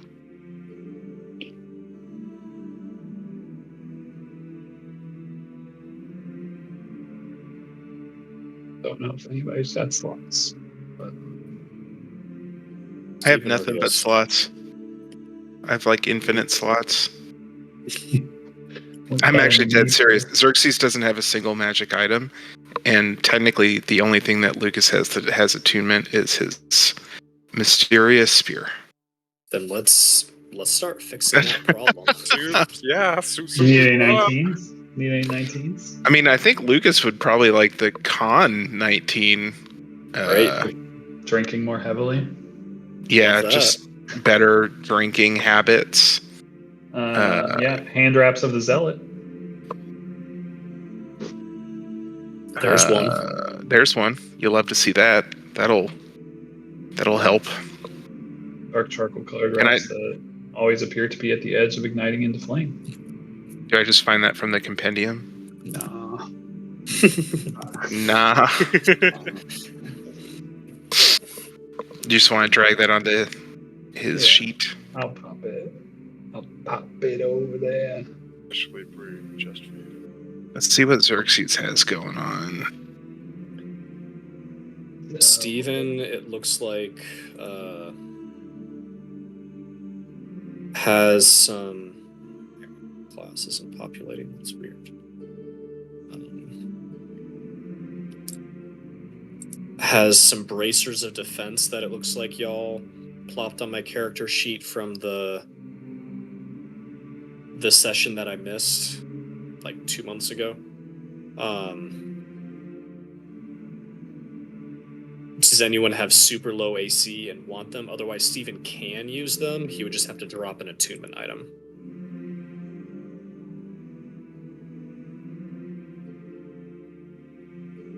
Mine would. Say again, Croft. Said none of mine. Okay. Would. Too many attunement slots already taken up Yeah. for Al. Alright, now look and see.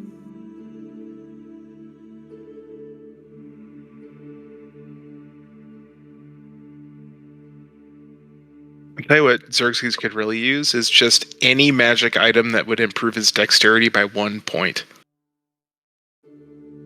Fresh out of it. What's your magic? What's your dex? 19. Ooh. That sucks.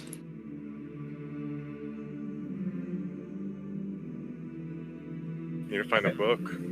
That's on And your the- sheet. Now what do I need to do is adjust your... How do I do that? Make your con go up.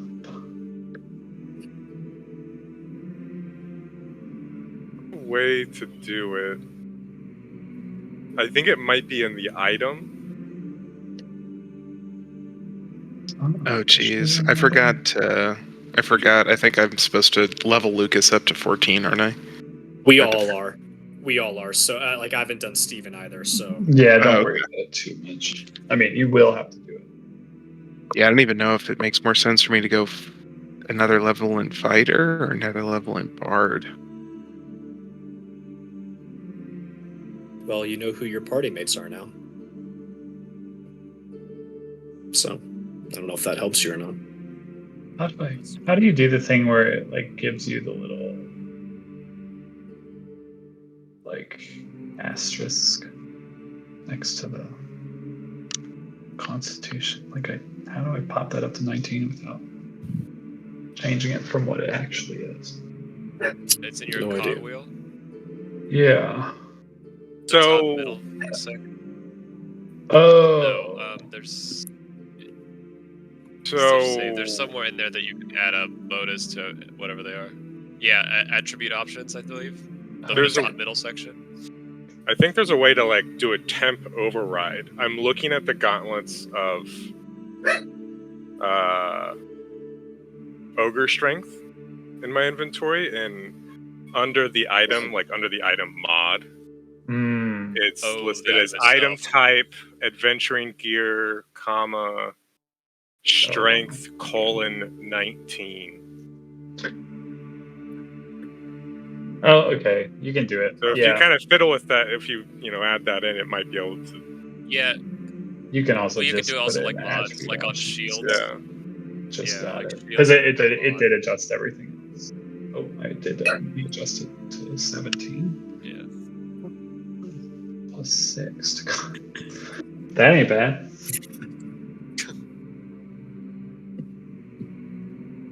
Lucas's stats are so weird. -14014. Not too shabby. Nice. That's a glass cannon if I ever heard of one. Maybe I do not these- anymore. When you pop your Constitution up, shouldn't he retroactively get some Yes. health? He will retroactively get. Buff. +2 per level, plus Yeah, what was your con at before? rolls? 13. 13. 13, so it's Maybe a plus +3 per level. 1. Yeah, so +3 more per level like the rest. Jeez. So That's times 42 HP. Ooh. Or 39 HP until you level up to level 14. Dang. And Which that's it'll be counted into that one. So yeah, that's your max. 39 additional hit points. 39 a dish. Good lord. Man, Steven could How use beefy is he that. now? Now that I'm thinking about that, that would have been nice. You watch Lucas just get like Ripped. ripped in front of you. I Hardy. hope he's Does drinking do that for you? Yeah. That's crazy. Are we sure? Yep. Yeah. Yeah. Jeez, 'Cause that's every game time changing. Every time you roll die, you add plus your con mod. Your max So if your con HP. goes up, and you've got And HP this is for a 13 magical, yeah. So Boom! Puts him at 130. Oh my gosh. I mean, that's good for Like I a fighter. You better be the tank, because if you're not the tank, Laganu's gonna be pissed. tank I'm not a halfling. tank. I'm a bard. You are now. Yeah, this Did we know Bard that? tank. I didn't You remember. can I, take some I had of no idea this what you were. of this currently constructed party, Nate, is you like we have Zoman. We forget Zoman literally with like his 25. Yeah, HP. Zoman's invincible. Yeah, Zoman. you got but then Laganu it's too. cheating. Which you guys have a good. That's an interesting group to watch. Yeah. Yeah, Nate, you want to talk about weird ability scores? -1, Yeah, Zoman 0, doesn't need 1, those. 1, 3, Zoman doesn't 5. We dumped it all into one, baby. Not great. I'm glad to have some melee fighters with Al now. He's not Yeah. alone. Yeah. Fighting up in the front. Steven will be in the back.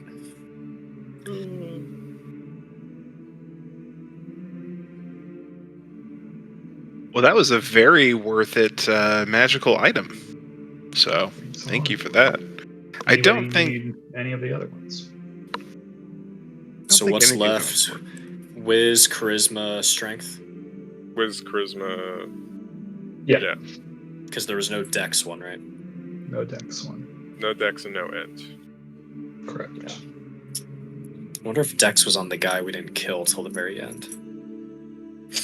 I think we did No, loot him. he had the charisma one. Oh. Yeah. Oh, and the Eye of Judgment was the other one. Then I feel, wasn't there 5 of them? There was. The Eye of Judgment was the leader, right? Mhm. Yeah, so what item were we missing? Strength. That's all of them. Strength, said them all. charisma, will, con. Oh, duh, yeah, I just can't count. Can't do that. That's hard. Got too many spreadsheets all day. Dude, oh, I can show you some spreadsheets, man. Things are Okay, getting you don't have to wild show over me your here. spreadsheets. Things are getting wild over here.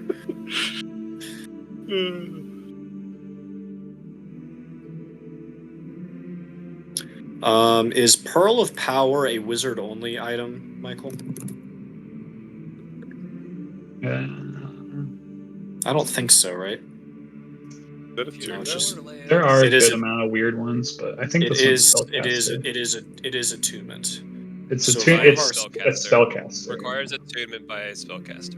So if one of our spellcasters want it, I'm thinking like of taking y'all's bracers of defense to get me to an 18 AC, because that feels like a good trade for 1 3rd level spell a day. Like I feel like that 18 is going to pay off more than 1 fireball or 1 spell magic.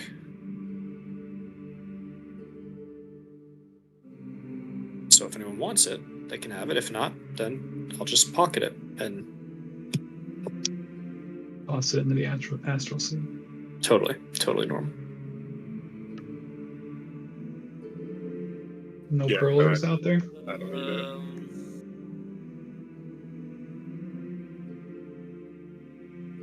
It's Preston? all about weighing those slots, weighing those Yeah. attunement items against each other. It's an action.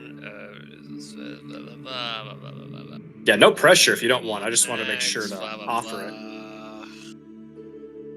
Can't be It's used a- until next dawn. Yeah, it's a good out of combat replenisher. I guess it could be an in combat replenisher if you need it. Yeah, I've definitely used it in combat before. But if you have something else that's tuned that you don't want to use, then I get it. I mean, if you're Tell gonna you- ditch it, I could hold on to it. Just I wasn't gonna ditch it. I was just out. gonna hold on to it. If you were short I mean, slots. unattuned to it by ditching is what I meant. Oh, gotcha. Well, if you're not gonna actively use it, Steven will keep it on his person. Because that I can do. Yeah, I don't think I'd.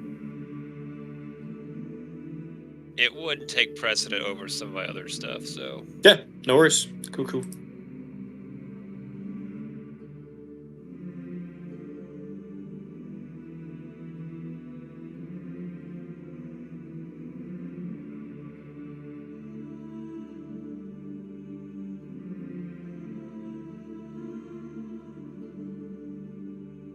Anything else?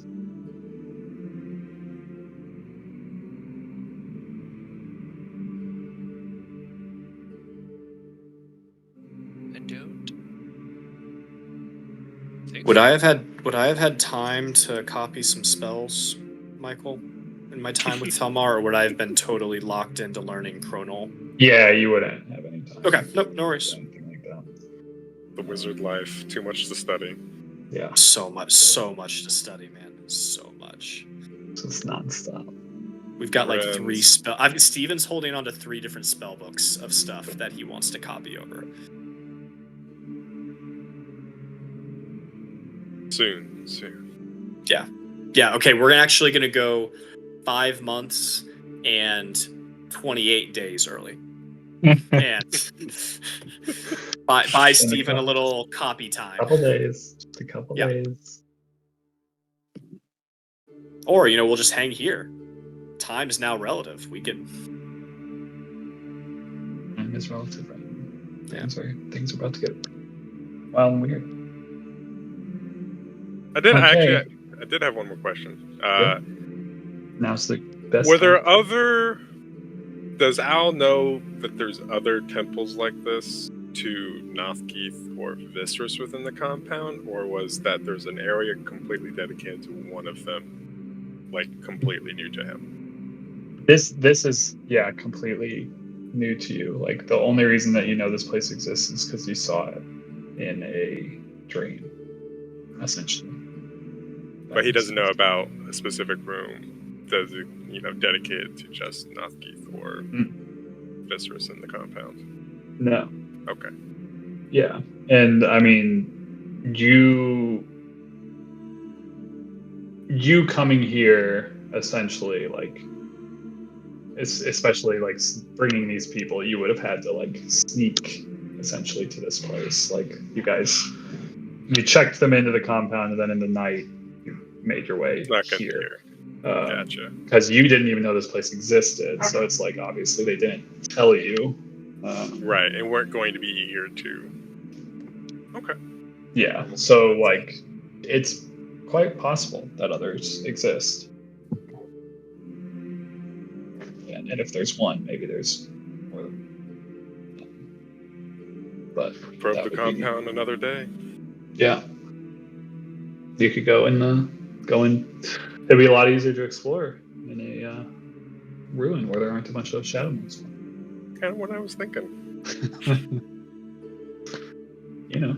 Who knows where you should go after Botilla? After Brandy. There's a lot of things. A lot of places you could go. A lot of times you could go.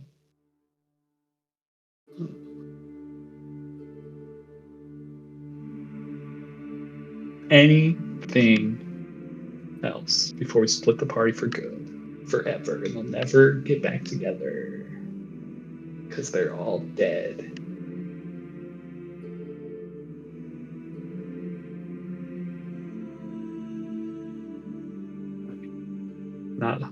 Nada, nothing.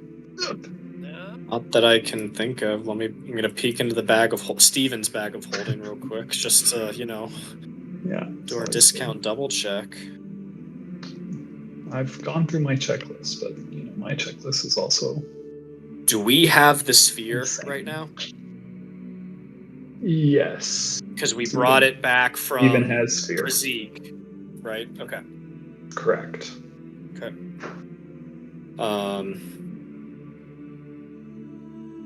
Unless he wants to toss that in the Astral Sea or something. No, definitely don't. Okay. The pearl and the sphere. I'm just going to read a bunch of stuff that I have written down real quick, just because I feel like these have probably been lost to time. So especially Nate, if you're like, oh, I need stuff to fill my attunement slots, maybe something will be interesting. Frostbrand Warhammer, Vile Rebuke Shield, a Mace of Terror, Armor of Necrotic Resistance, Ring of Warmth, Staff of Withering, Ring of Free Action, Ring of Invisibility.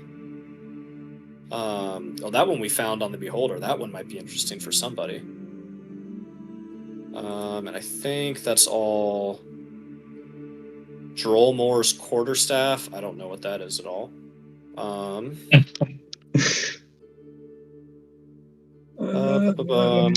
And a Deacon Staff. Once you don't know what that is either, but the Deacon Staff was Lord Volmer's staff. Yeah. That's right. Yeah. The evil staff. Nobody liked it. Everybody was like, "Fuck that thing! It's scary." Yeah. Well, I think the only thing, Isabel could have attuned to it, but it was for RP Evil. reasons. Yeah. Not going to use it. Yeah. She wasn't evil yet. Yet. What's the ring of invisibility and ring of free action? Like, what are the parameters?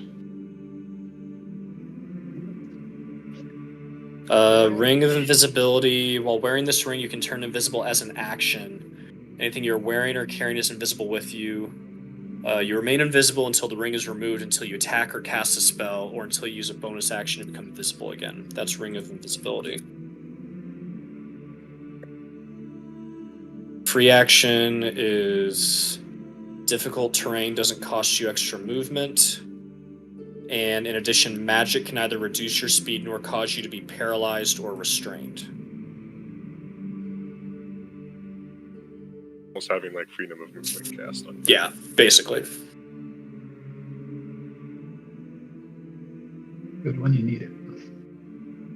I'm slippery. Become a slippery.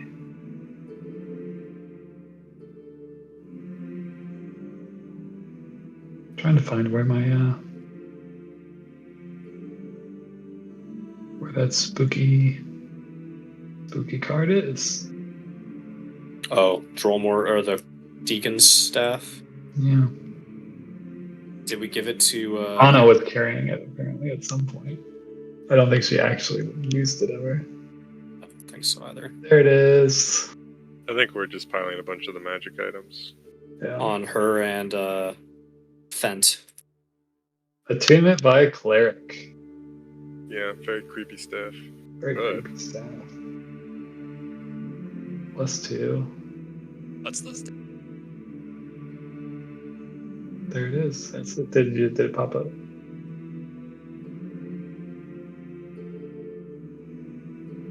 Oh, this one. Yeah. Nate, do you want either of those rings? I mean, I feel like a rogue boy would love that invisibility ring. Sounds like a match made in heaven. So, well, I don't have a rogue, So I think I you should. thought Lucas had a rogue dip. Nope. Yeah, He is a bard fighter That's right. My bad. like 130 hit points. with Yeah. 130 hit points and 6 level spells and a spear that he throws. Yeah, it doesn't make any sense. I love it. Lucas is a character you could never make unless you're playing a campaign where you're freaking 14th level. Like he shouldn't exist, and that's why I love him so much. But I never get to play him. I mean, I guess Xerxes could take the free movement thing just to take up a slot. You know what I mean? Like, Yeah, exactly. Good to have. You can always- Not bad to have. oh, You can should be al- able to can pull al- that one off. You can always just drop it the moment you find something you actually want.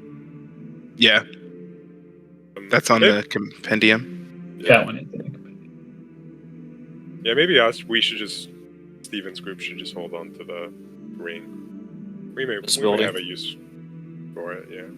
Yeah. The ring, yeah. Sounds good. Cool. Sneak in and steal an ember or something. Yep.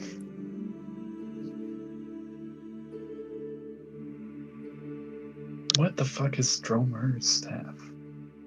That's the guy. You know who he was. I just Okay. All right. don't remember. I just don't remember his staff. Did you guys figure it out? No, Was it magical? I have no idea. I also know he had a tiny chest, and I have the key to it. But I've not yet opened said tiny chest. Because I think I have to locate the real one on its extra plane, right? There's something weird. There's something weird about that. I don't remember. I remember looking it up and it's like, oh, I don't want anything to do with this. I don't remember how to spell his name. So searching for him is difficult. Dralmoerr.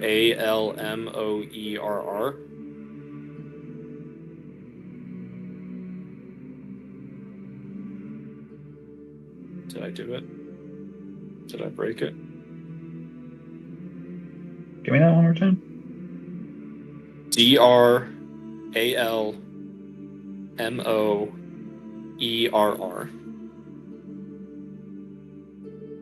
Oh. Well, it's worth a shot. Swing and a miss. Trying to figure out where he is. Where's my Toki? Who was that guy? That was the guy we fought in Where the. Dyson got his ember. Yeah. Oh, the That guy. guy in charge of the fort. Yeah. Mhm. Mm-hmm. Our Grudhog Light experience. Yeah. That's the only way I can think of it. The Lamnic Woods, I guess, is the. I think it was Grudhog where we were more successful. Yeah. Yeah. but We weren't Kind of- about it, a little bit smarter. Well, we also, were at the right level. That's true. We weren't severely underleveled. Still don't understand what we were supposed to do, but I mean, we did it. we did it. Fought a vampire on the way too. That was wild. those were good times. Wild campaign. Maybe his token is still in the room. When you killed him. Don't worry about it, Michael. I'm sorry you even mentioned. I'm worried about it. I really want to know what that. Steven can throw it into the Astral Sea. We'll find it. That would be good. Like, it's like a void part of my memory. Like, what was any of that shit called? I do vaguely remember him having a weapon now. What's that? You guys you beat the living shit out of him. Yeah, We he was did. not. We He was did. not ready for us. We cut him basically alone too, didn't we? Yeah, that was Yeah. the thing. Yeah. It was 5-on-1, and he didn't stand a chance. Kept trying to hide like a coward. Ooh. Did I find it? Oh, no. The heck?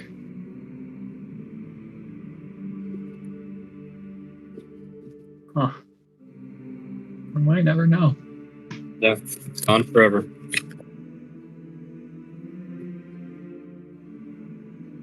Damn.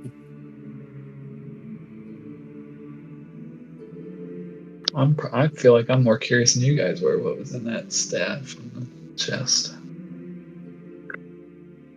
Hunting Good shit in there. Some good shit in there.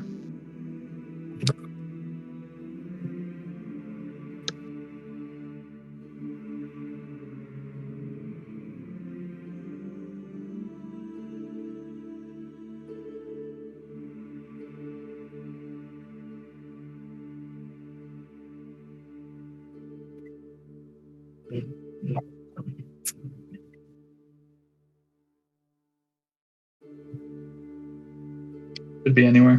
Could be anywhere. It'll come to me at some point, and I'll be like, "Oh, you guys really wish you would have had that." Probably. Or someone can just use it and have no idea what it does. Including me. Yeah. Oh, where'd this thing come from? Freaking clue. It's gone forever. All fire? What classifies as a small fire, Will? Nice. Definitely not a real fire. Or maybe Small fire.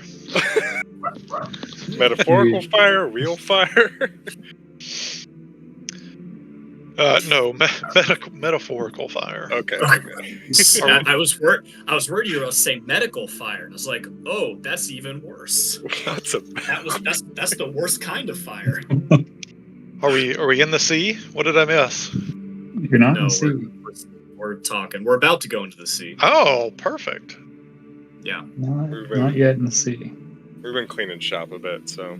Yeah. Do any of your characters need magical items? Yeah, there you go. That's the final piece. Yeah, ironically enough, one character does, but it's not a character that's here, and unfortunately, it's a magical item that Zoman can create, but those two will probably never meet. Yeah, that no sympathy here, considering my Astral Sea character could use a ton of these items. But oh, yeah, about that also, at some point in time, it may be that Zoman redoes his what do you call them? Those things that he does? Infusions? Yeah. And of course Steven has the +2 infusion, and I can't remember what order that I did them in because it takes away the oldest one first. Well, you basically gave me that in your first session, so it seems safe to say that unless you have some like self infusions, Steven's gonna be left holding the bag. Well, he has some stuff on his armor too. Like he has infusions on his armor. Gotcha. Then I would assume it's that, right? It's your armor? I would think so. The armor pieces first, and then I'll have to see what else he did after that. Luckily, they are traveling together. That is true. I'm sure you guys can figure out a swap-swappy situation where everything can be okay. Yeah, that's if Zoman's still willing to give out that +2 bonus. Yeah, unless he's redoing everything. Yeah. Don't take that from me, Ricky Bobby. I like that 20 spell save DC. 20. I hate it, so It's take it. nuts. Take it It's away. amazing. +12 spell attack bonus. This is why we're getting CR 28 enemies. Okay. 100%. You can't stop us now. No, it's too late. Over. I'd honestly want to see Michael try and kill Zoman. Just try. Really? Yeah. All the dex saves. None of us. None of my characters are going to be there when you try, but I would like to see you try. Whatever you throw at him would kill the rest of us for sure. I mean, it's Vistress is the only thing we've seen at the moment that has like, okay, yeah, that Vistress could All about do saves. it, It's all about but saves. Get Yeah. some It's Fitness weekend. real first it's the aid. cloak that's the big thing. Yeah. Like the automatic disadvantage Mm-hmm. with an AC that high is just OP. yeah. Like he can't really do anything. His punches are kind of weak, although they do debuff. But It's a lot of utility, crowd control. yeah, he's just going from him to Selig. Although Selig now with that Ember, he's got like with 2 wild shapes and resistance, he's got like 600 hit points.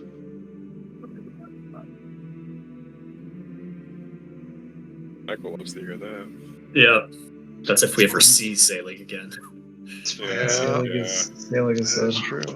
Selig is a piece off the table at the moment. Yeah. We I don't was know what trying he to write is. him out of the story. Of Will's own doing, too. That's the worst part. He gave him to me. He gave him to me. Will's favorite character is his next new character.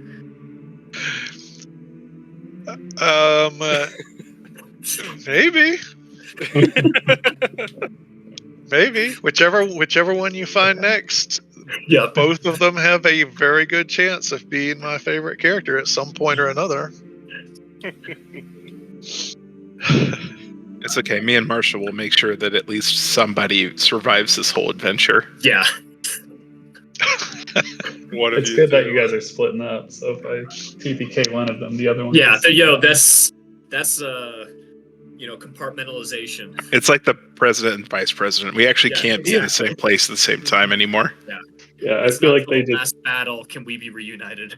they share a look and a knowing look. And be It like, does, yeah, though, I'll take stand away the over plot here, you stand armor over there. from either one of you, knowing that the other one is surviving at the same time. Sure. That's true. The tension still lives. But Michael gave me a prisoner of Azkaban time turner, so if a battle goes wrong, Steven can just bamf us out and be like, you know what? We're going to go back literally anywhere else and try this again later. Worth a shot? Yeah. Okay. I don't know anything else. Splitting the party. Favorite thing to do. I don't know if we can call it splitting the party, considering there's like 11 of us. Splitting the party in 3 ways. Okay. Feels I honestly would teams in a love- basketball game. Like, I would love for you to go on to like r/dungeon master and just try and explain to them what you're doing, and people would just be like, "You're doing what? You let them do what? You're running how many people? What?" Like they would just be so confused. Yeah. People would not not recommend. No. But it would take so I long would. to just Great. explain. Oh, yeah. Like, if Connor would ever play again, it's like, cute. I took a screenshot of all of us around the thing, and I sent it to him, and I said, "I can't explain this." Nice. There. Oh, around the portal? Nice. Yeah. She's looking at these people like, who are all these There's weird Gildor, people? there's 2 Stevens. A Steven and a Telmar? What? Yeah. A hot Lucas? Yeah, good. A character that his character knows, but he doesn't know? Yep. Kind of. Also, like, Yeah, it would have been better actually You ask? character now? with if Owl and Sarah and Oh, yeah. that would have been better, but That would have been. We'll save that for the next one. Could happen. Could happen. Okay. You depart. They enter. Kurt Russell enters through Stargate. Yeah. You watch as Xerxes and Kale enter the portal into the astral plane. Just a ripple, essentially, like jumping into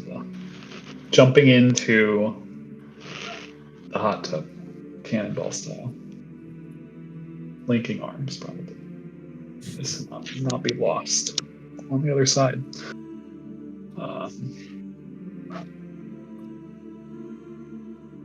Elmar, Dyson, and Gildor will also jump out of here, and then the rest of you shortly after. You're in a little bit less of a. At least you don't feel the timeline is collapsing around you or anything of that nature. So, but you as well going.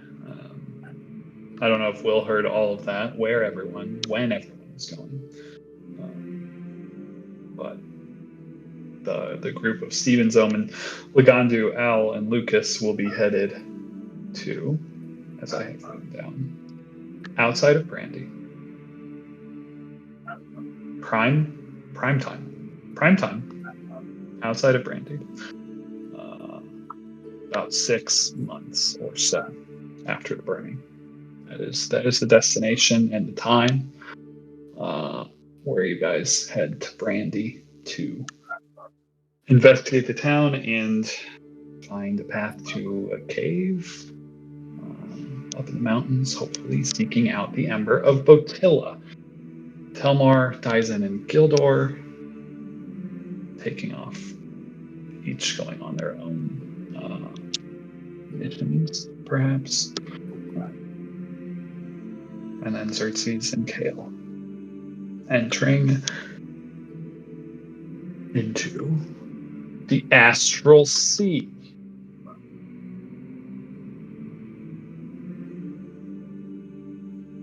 I'm just going to put us onto this page. Tell me if you can even see anything. I hope you can, because it's just an image. It's the black and the character health bars. Why? Can Xerxes and Kale in a blue or maybe purple background? It kind of is blurred. Can Xerxes and Kale see anything? No, black screen. What do I have to do? Turn on dynamic lighting. Don't forget the camera. Daylight mode? Oh, it Hey, I flashed. see a ship flying Anything? to a. I no longer see the character's health bars. Is it because your character's not Yeah, there? we I see see stuff. nothing. Yeah, I see a painting or drawing or image. That's so annoying. Maybe turn off lighting. I did have lighting turned off. Oh, you really? Oh, there it is. I see it. So I just had to turn it on and then turn it off. Okay. I mean, it's really not that important. Just a random picture I found on the internet of the Astral Sea. Just to put us in the mood.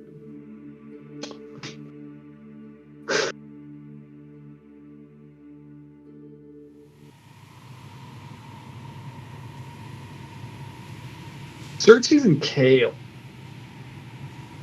The boys. The boys.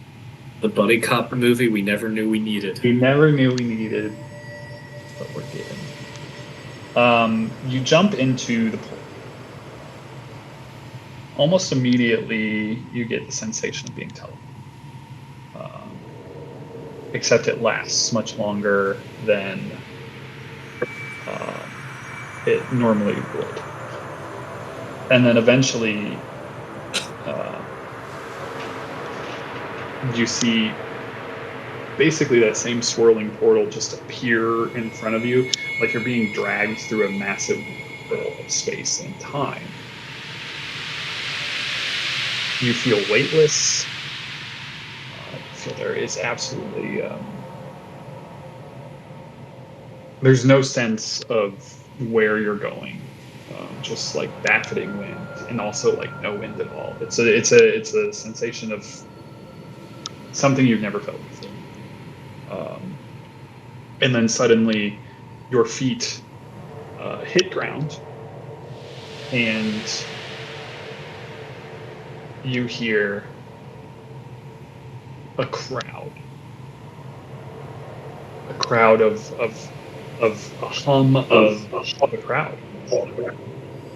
You hear my echo. Yeah, that's good. you hear this hum, a throng of people, and it just sounds like the food court of a mall in a different country. There is this hum of languages, all these different languages that you can't pinpoint as anything you've ever heard before. Some guttural, some like very nasally, and some almost within your mind, but also outside of it. It is very strange. And you find yourself beside a portal similar to the one that you just walked out of, in a circular tower made of some kind of natural-ish looking rock material. You two standing there, it's only 20, 25 feet across, this place, but then you look up and it extends up for quite a long ways, and in that moment your stomach does somersaults, because that's where all the people are above you,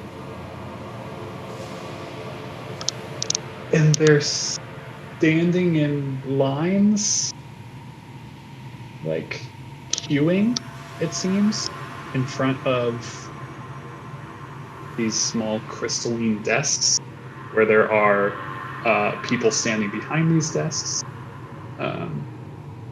And it's like you're in a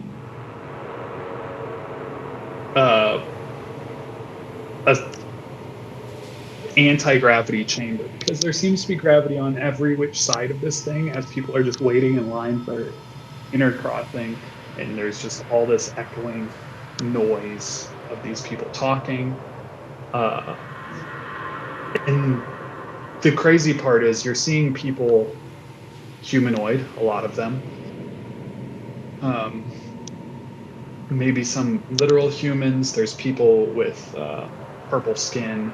There's people with flaming hair, literally on fire. There's what looks to be demons, devils, also just standing in line. There's an illithid just kind of chilling, like up against a wall. It is insanity. I already forgot what those like jello-looking creatures are, but there's probably some of those in there as well. Nobody picked that one to make a character, huh? Thankfully. Yeah, thank you. Plasmoids, my new favorite character. And of course, there is an admiral hippo man with a strange blunderbuss style weapon that Xerxes probably was like, what the fuck? Let's go. No, I mean this place doesn't immediately make any sense, but it seems like all these people are like queuing at desks, and almost get the vibe that you're at the DMV. Or the TVA. Pardon, Michelle. You should be good now. I mega muted you because my voice was echoing or something. Sorry. Or the TVA, I said. I might be the only one that understands that reference. Yeah, I don't know what that is. Bummer. You're correct, Marshall. It's a great reference. Yes. I wish I had like a DMB drop that I wrote. Oh, here we go. This should be good. Historical 1940s office building audio. Don't know why that's in Roll20, but oh yeah, phone ringing, people clicking on things. This is good. That's what you guys see. You're at the bottom of a tower where there is no gravity, it seems. What are your two intelligence scores, by the way? Not a lot. 16. 16. 10. Cool. They get Take a taken as breath. slaves immediately or something. We'll get to those things. Nobody seems to be paying you any attention.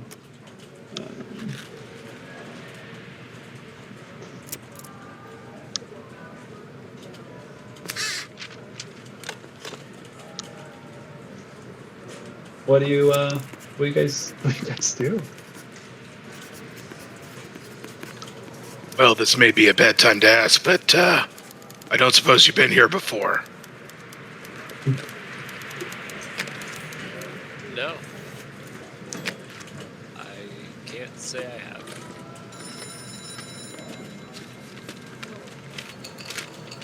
Well, I don't see anybody that I immediately recognize here. You know, when I travel to somewhere new, the first place I always go is the tavern. The barkeeps tend to know the best information. Maybe we could find a place like that somewhere. I suppose?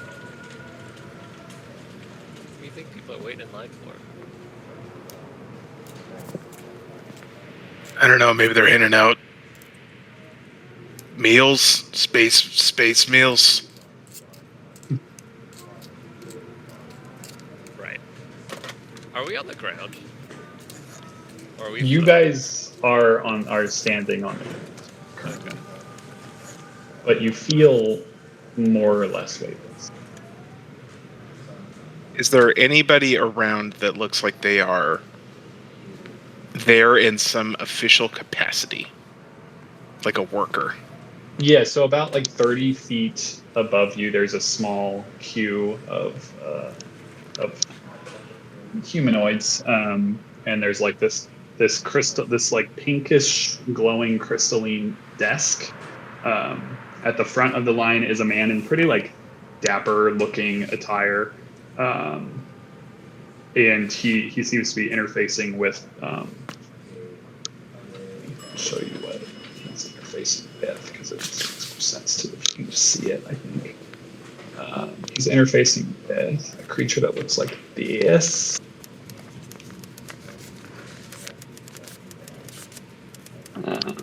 Oh, of course.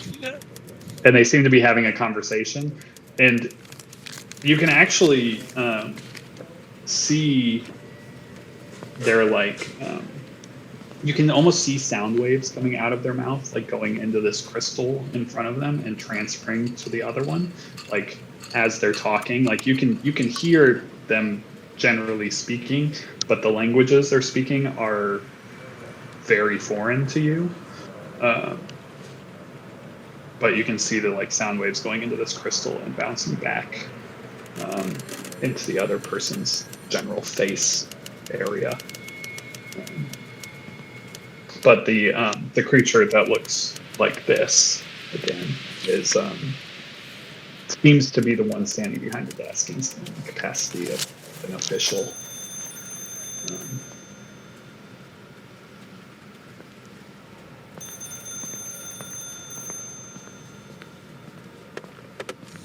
Well, maybe we should ask that guy. Do you want to do that, or do you want me? I can give it a shot. We could just go together at this point. Well, I just meant who wants to try and talk to it.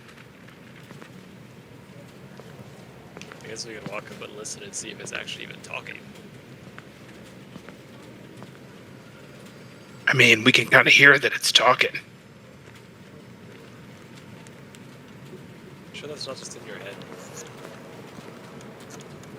Come on, let's go.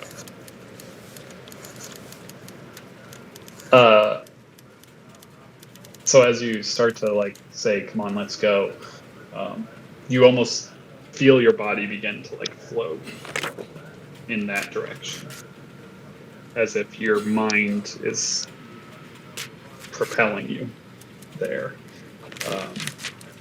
Xerxes, you move a bit faster than Kale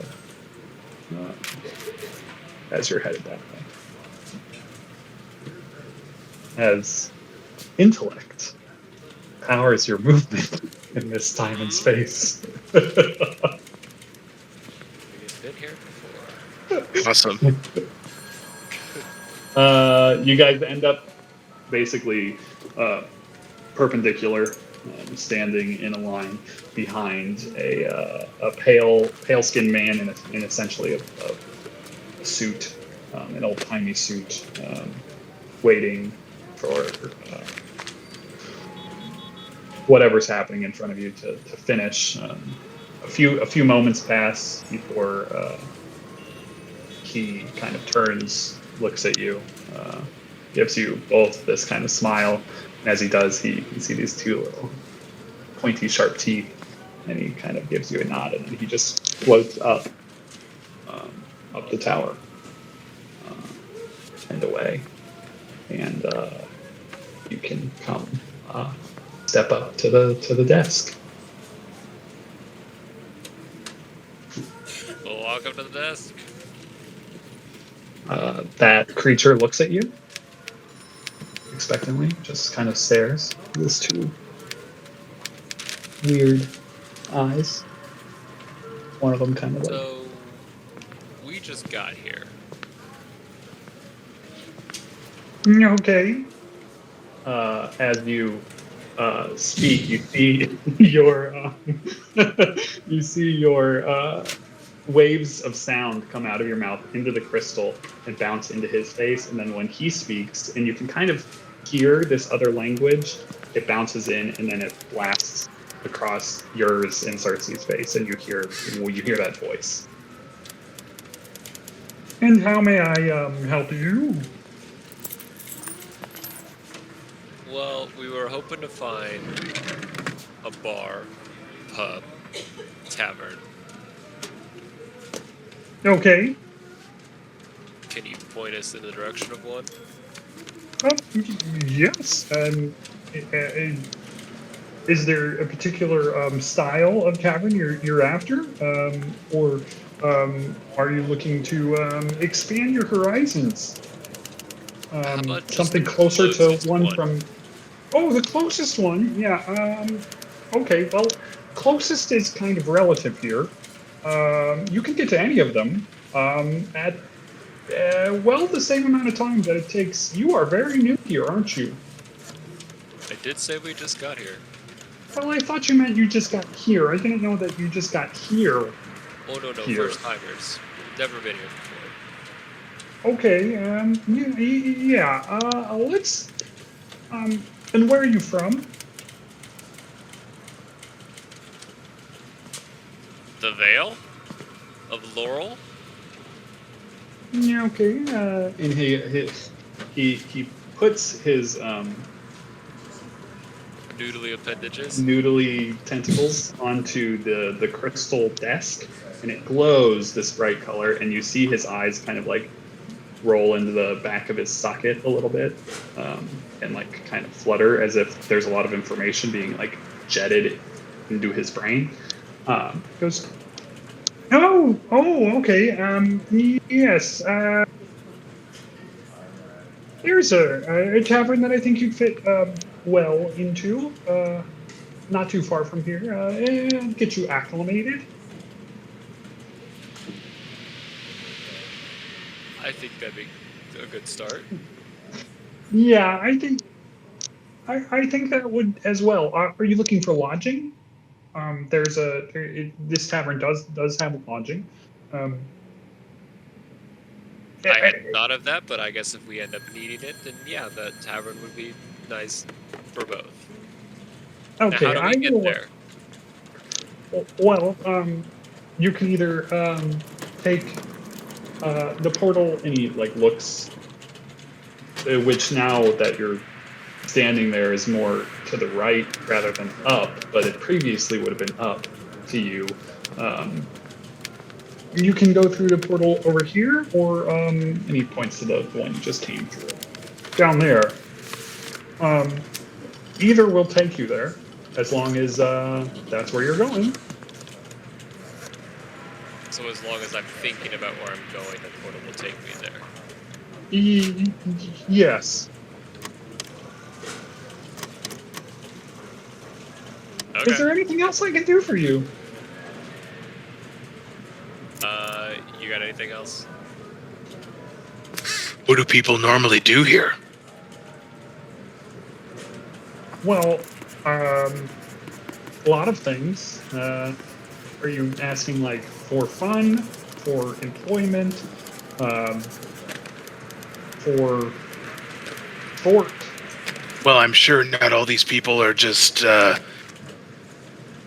fresh off the portal. Well, you'd be wrong. Many of them are. Maybe not as fresh as yourselves, but this is a way city. We how do you put this? Intercept those who haven't got to where they're going, and help them get there. So this is actually your job. Yes, I'm employed by Turnstile. You know, just thought of something. What if I was looking for someone, but I didn't know where they were? Sure, yeah. If I think of them as I go through the portal, if they're in Turnstile, then yes. what if they're not in Turnstile? Then you'll probably show back up here, as you haven't got to where you're trying to go. Alright. Do you keep a record or log of people that come through here? I don't, but we do, yes. Who would have that record? I cannot give that to you. Could you look someone up for me? Perhaps. Well, I can't, but perhaps, yes. Could you tell me who could? No. You could speak with the authority in the city. That would be something like a constabulary in your terminology. They might be able to help you. How does one get to the city? Having never Well, been here before. Well, the tavern is in the city, if you'd rather go there. If you want to go to the main square, you could just think of the main square. Want to go through the portal? So I just think of a tavern, and it's going to magically bring me to the one. Well, after you touch this here, you would think of it as maybe a desk. It'll give you the right thoughts, think, to get to the tavern that I think that maybe you will like more than the others.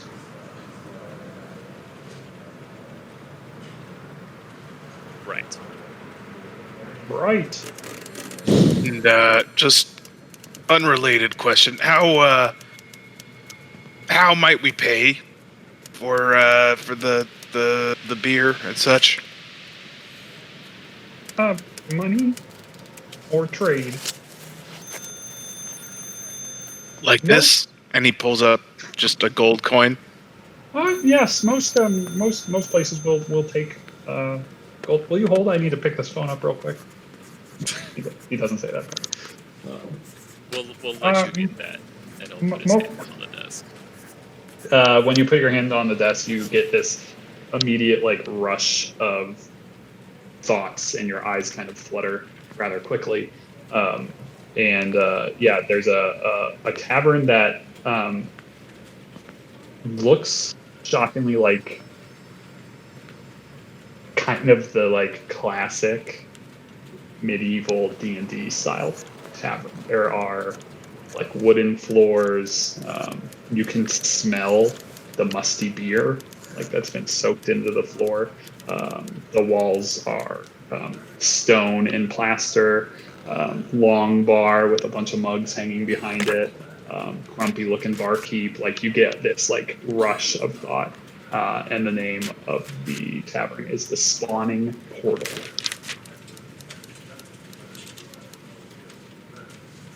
All right. Spawning portal it is. Oh, okay. If there's not anything else I can help you with, when you do pass through the portal, if you could just give me a rating. My name is Bo Nartha, and I would love if you would just think that I did a good job. We will do that. I will know if you don't. We'll head towards the portal. Okay. As you started floating towards the portal, you know, propelling yourself with your mind in that direction, you see like Are you sure we need to go find Salik this bad? you see a large hippopotamus like float over to, you know, that was behind you up to the desk and start conversing with the creature named Bo Nartha. You know better than I the importance of the embers, and plus, I can't help but like the little guy. And, a little adventure never hurts you, Kale. Alright. Well, to the something portal. Xerxes will Yes. will Good think. job. Yeah, we'll think. Good job, Benartha. All right. I love it. You guys float through the portal. Float through the portal. The same portal that you had just come through, but now that kind of feels like it's more on the wall rather than the floor because gravity is weird. Again, you feel this kind of wormhole, getting pulled through a wormhole sensation. You just appear as if like a portal rips open in the middle of a city street outside this kind of tight alleyway. The alleyway is like cobbled stone, and like the street that you're on looks wildly like a small alleyway street that you would see like, back in Briarwood, say. Except when you look up, the sky is the swirling space-like cosmos that you would expect in the Astral Sea, with all these like kind of red clouds and silvery strands through the air, sparkling sky. There are a few people just kind of like randomly floating through the alley, and also you see a couple just float by above. Humanoids, though some of them look like goats.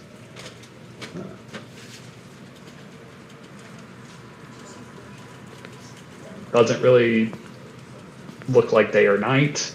Kind of looks like maybe it's always like this. The light kind of just permeates the place. It's not necessarily dark anywhere, but it is kind of like illuminated with these kind of like purplish glows. Yeah, and you're standing outside like a heavy wooden door. Above it, there is like that classic swinging tavern sign that says the Spawning Portal. And you can hear the faint sound of music inside. Well, find us a table, I suppose. Great. Walk in. Yeah.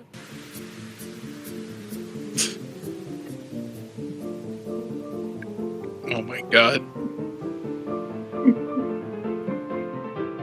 I really couldn't help myself. Okay. This fucking banger is gonna get us copyright dinged on YouTube.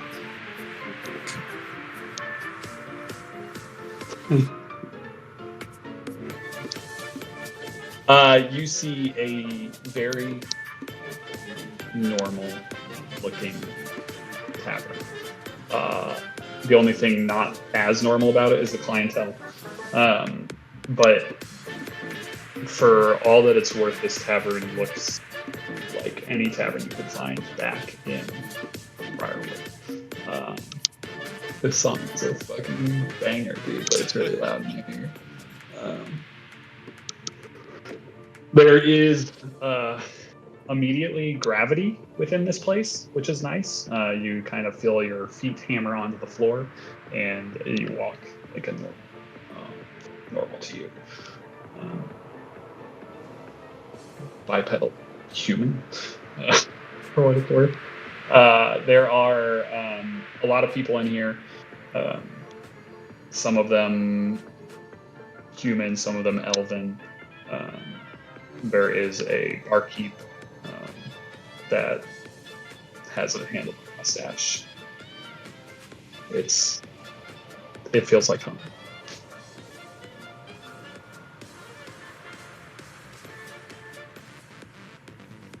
Is there space at the bar? Yep. Stools at the bar, Yeah. chairs at the bar? There are stools at the bar. Okay.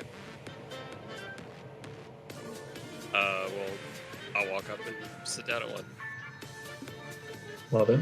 So you guys walk up to the bar, take a seat.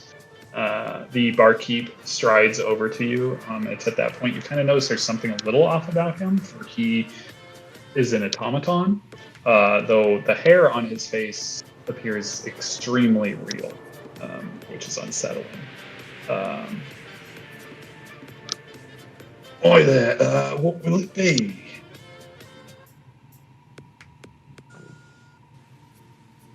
What are you drinking, big guy? An ale, obviously.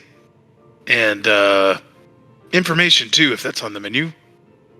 Always. And he just kind of like, without breaking eye contact, reaches back with both his hands, and they kind of like twist a little too far, like behind him. He pours two ales at the same time, brings them, plops them in front of you.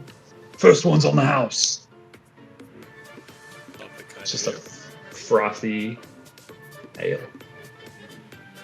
in a mug made of wood. We're looking for a friend of ours that might have traveled through here. We weren't sure if this would be a good place to start, or maybe the authorities in the town square. Sure, yes. Tell me about him. Well, he's what? 4 foot something. He's a kobold. Might have been traveling with an old lady, we're not 100% sure. Truthfully, we're not even sure if he actually came through here. I can ask around. I haven't seen him, but maybe some of my friends have. We're also looking for an owl man creature. Traveling with a... I don't think she's elven anymore. Lady. I think she's just a human. I can't remember. Sara's elf, isn't she? And an elf with a mechanical arm.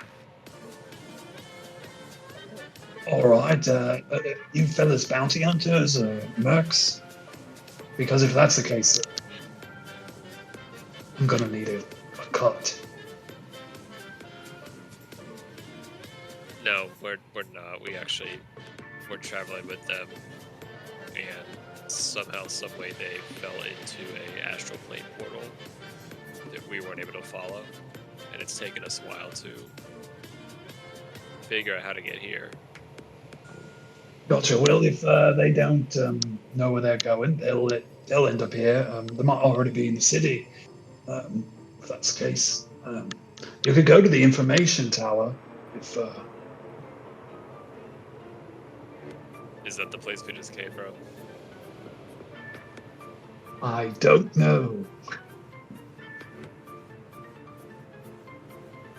Where's the information tower? Is it through a portal? Well, most places are, but yes. Great. Yeah. Okay. Alright, if you don't mind putting out some feelers, Sure. come back in a little while. And So an owl and two maybe elves. One with one arm. And a kobold with an old woman. potentially. Got Plus or any minus the old names you want me woman. to ask about? Or we're leaving those off the table? Because you're totally not bounty hunters. I mean, does it make any difference if we tell you a name? You're still gonna think we're bounty hunters, yeah?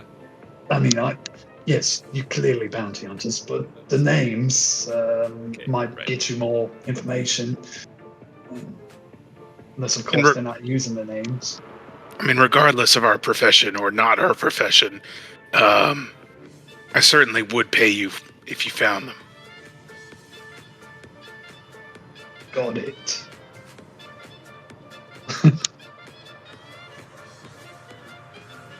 And he'll just slide like 1 gold just to show him, you know? He like reaches over and slowly slides it. Gives you a little wink.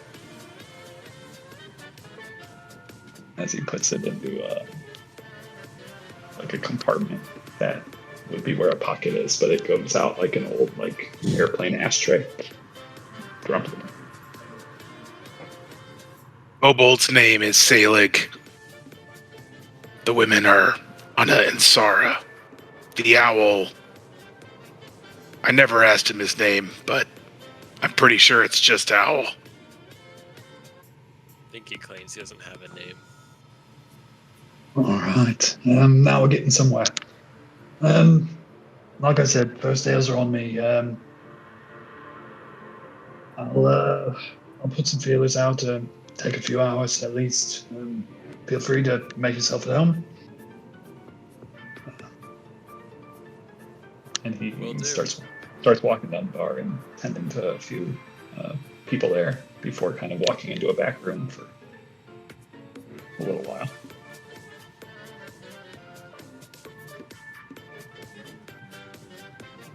This is going to take a while. It does seem like it's a bit of a needle in a haystack situation. Nope. Alright. Might as well get looking. Where's the nearest portal? You don't see any portals in this place. Getting better. We'll leave the I'll leave the tavern.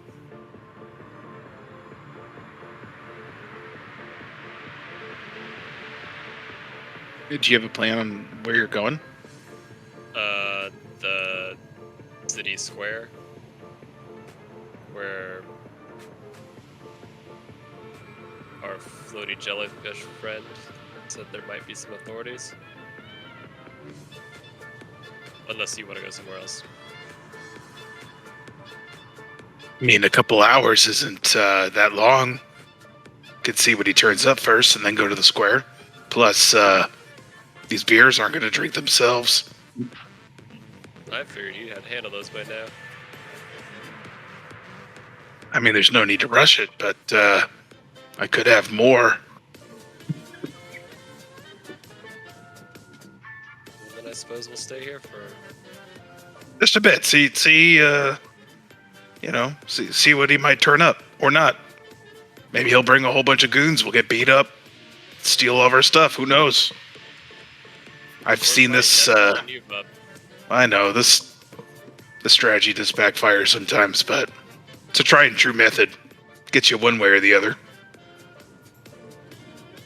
I'd prefer to not get in a bar fight our first time on the astral plane, but That's 100% on them. here we are. You don't think there's any benefit to going to the authorities while our bartender robot friend checks that information? We do Yeah, our own research while he does his. They're getting paid by the hour. They'll still be there.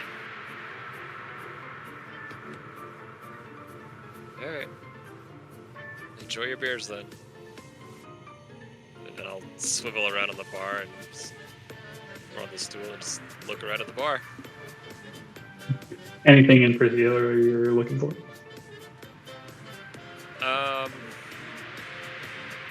And Xerxes has now both ales in front of him. I guess if there's anybody, well, of course, let's get a general idea of what kind of creatures are in this bar. Yeah, so there's maybe 20 people on this kind of like main level. This is like a multi-level bar. You can see there's a second level where there's like kind of like it's a little darker up there, a little more moody, and there's a balcony that kind of like overlooks the main area of the bar. The level that you're on, yeah, there's about maybe 20 people. It's harder to see on the second floor how many people are up there, but most of the clientele looks more normal than the people that were in the information tower. The people here look more like terrestrial, look like they're from places that probably was where you're from, in the sense that you're a fucking cat man, and you're with a tiefling. But like, there's humanoids here. There's humans. There's a couple dwarves. There are some more interesting looking folk that are like, part fox or whatever. It's it's a bit of a spectacle everywhere you go here. But like, the vibe is more like merriment. It's hard for you to tell like what time of day it is exactly, but people are just kind of like drinking and eating. You can see the food like resembles food that you've seen before. Like, it's meat and potatoes on a plate kind of place.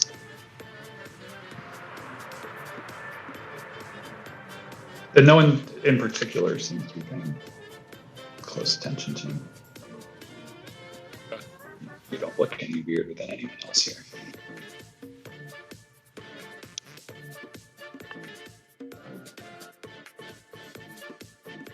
I guess we'll just...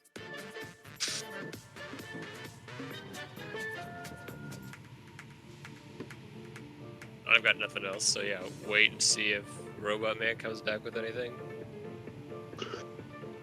Yeah, you guys just gonna sit at the bar? Yeah. Well done.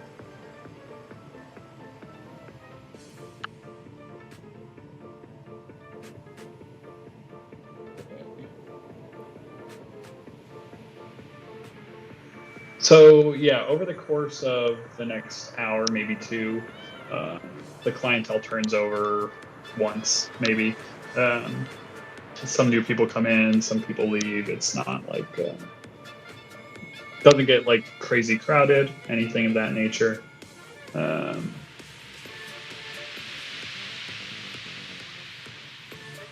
The barkeep comes back kind of shortly after. He goes outside and like tends to a few more times. Like, he lets you know that his feelers are out and that he should hear back within a few hours. He lets you know he can set you up with a room. They've got upstairs, basically, is a place that you can check in for an extended period. And that he'll, let you know what he hears when he hears it.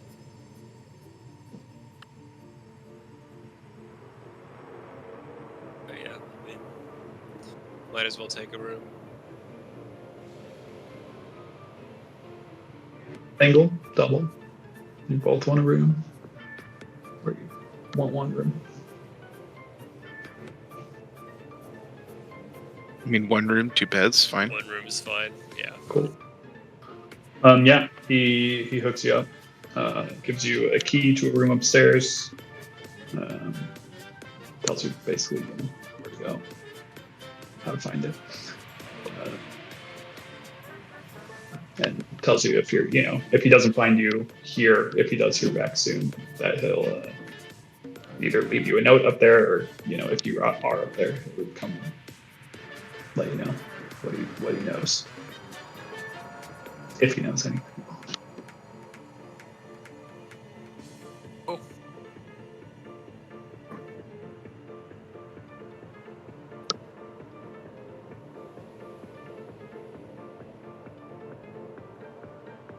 Anything else, Nate? No, we can either just go rest for a little bit, or we can go out to the square. I don't exactly know what time it is. Me neither. Time matters here. But I do like the music.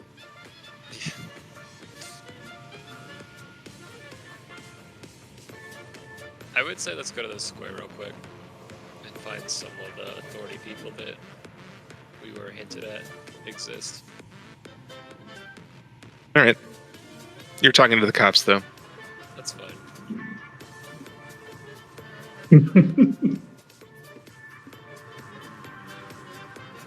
All right. Leaving the tavern and the good music behind.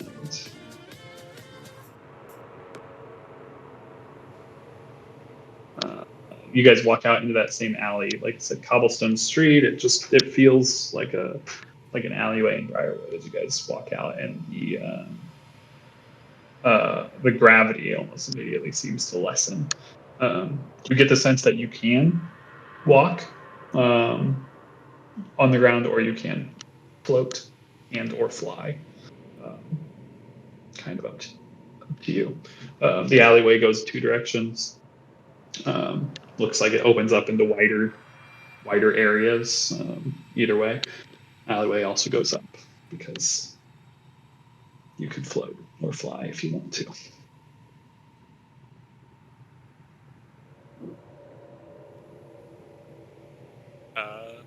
Let's float. Why not?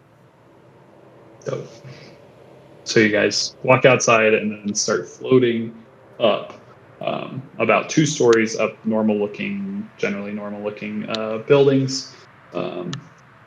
And once you kind of crest the top of that building, you immediately realize that the buildings that you were in between are essentially painted on facades. The rest of the city, as you see it, is wildly different. There are buildings of every architectural style that you can think of, just like everywhere, intermixed with each other.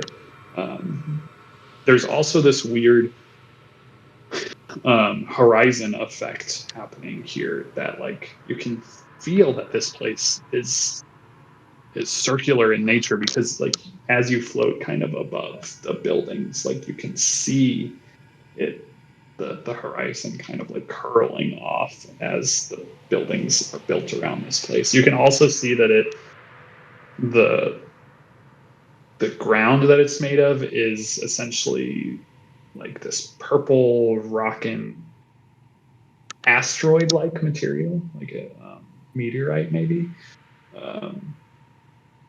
And there are like random like craggy spires that kind of stick out in weird directions, like intermingled into these buildings.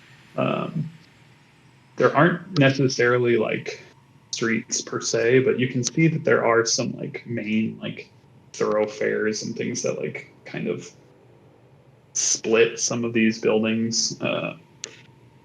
It is odd, and there are people milling about.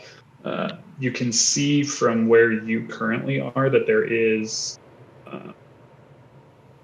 what can only be described as like a docks district to your like 10 o'clock. There are boats just kind of floating above the city. A number of them just kind of like floating there. Boats that resemble boats that just would sail in your world. But they're just kind of floating there in the ether above the city. You can see what you can only assume is that place you entered, the information tower, to your like 3 o'clock. It's this just big tube that's just kind of like floating above the city, slowly kind of like turning. And as you look to your 6 o'clock, you see another spherical,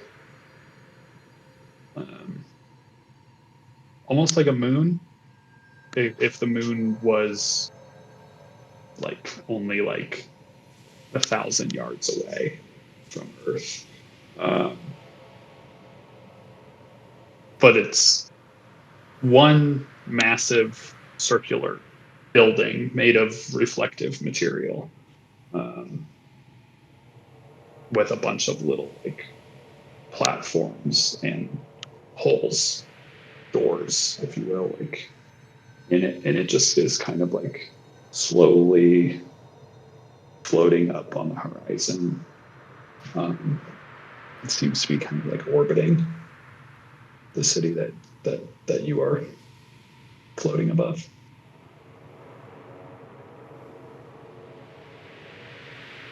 Do we need? Welcome Is to there the anybody Astral that Sea. looks like they are of authority? As you kind of look around, there are people like moving around. There are some like walking below through the alleyways. There are some kind of floating around. You can see some in the distance, and then there are these small raft-looking boats that kind of like jettison across the city, kind of in the distance. That seem to see like two, but they're a ways off and just kind of fly by. You don't see anyone in the immediate vicinity that looks to be like armed guard or anything like that. Okay. Is there anybody manning the boats when they ship off or come back in?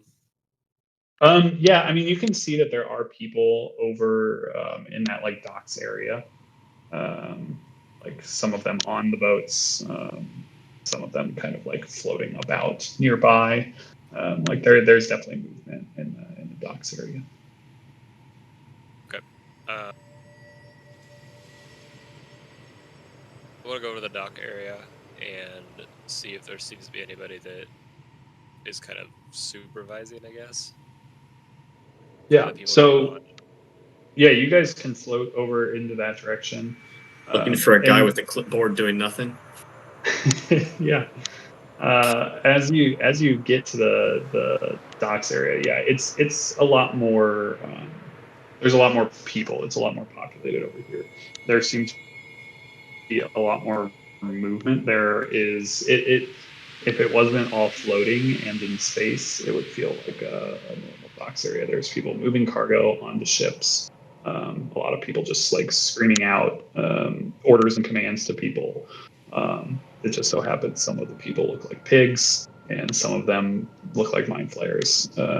It's a wild place. But yeah, I mean, there are people like giving out orders. You get them for the most part. These are probably like more people that are in charge of these ships in particular. You, you don't necessarily get the vibe that any of them are like in charge of the dock or anything like that. Yeah. But yeah, there's people like ordering people around these boats, like moving cargo. Okay, yeah, I want to flag one of those guys down Sucks. when they're kind of in a lull. And I Yes. So there's like a dragonborn nearby. Perfect. Yeah, I want to kind of flag him down and ask him if do these boats have a predetermined destination? Are you looking for passage? Truthfully, I'm just trying to find somebody of authority that might have record of people who have passed through here. I was told there might be someone around the square that can help.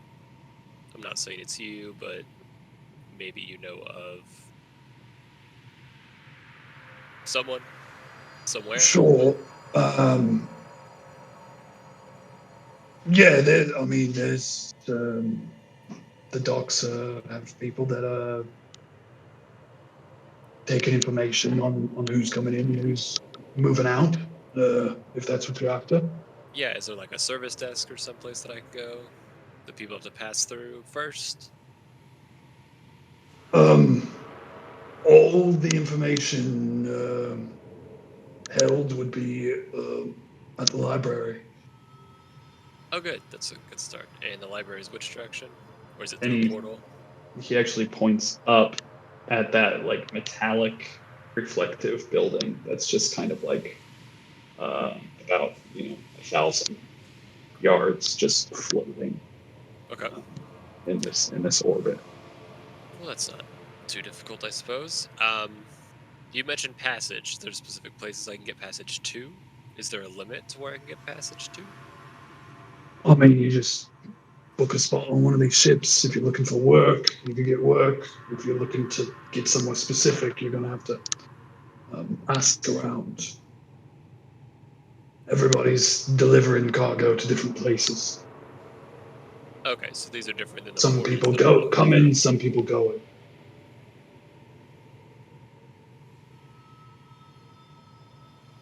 through. So these are different than the portals I was walking through. Quite, yes. These ships mean to take people across the sea. As one would do in the Astral Sea. Understood. All right, thank you. I appreciate your information. I'm going to check out that library. And you mentioned talking to authorities. Yeah. If I had any words for someone fresh, I'd steer clear if I were you. For what reason? Let's just say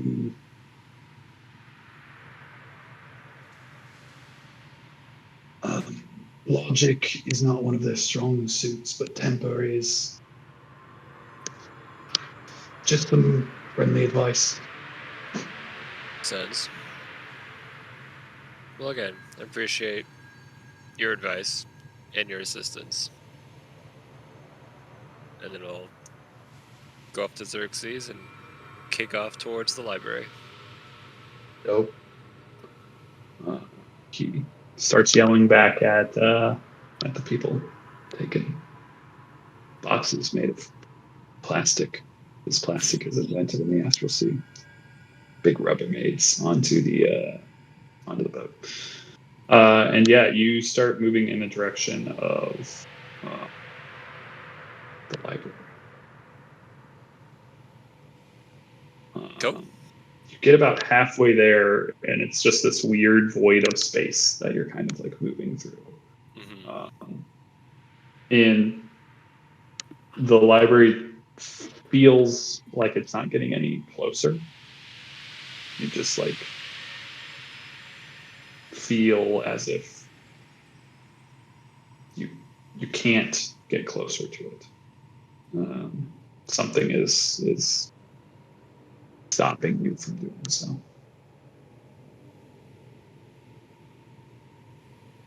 Great. Float back down to the square. And then you hear this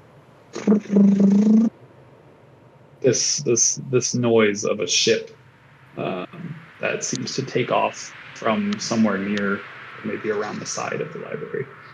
And as you're kind of floating back down towards the buildings, it seems to be approaching you. In the ship are these two yellow-skinned creatures. They don't have much of a nose. They look elvish kind of ears, large kind of black eyes. These look like Gith. And they are driving their little Jetsons mobile in your direction. And that's where we'll pick up next time to see what Xerxes and Kale do in the astral city of Turnstile.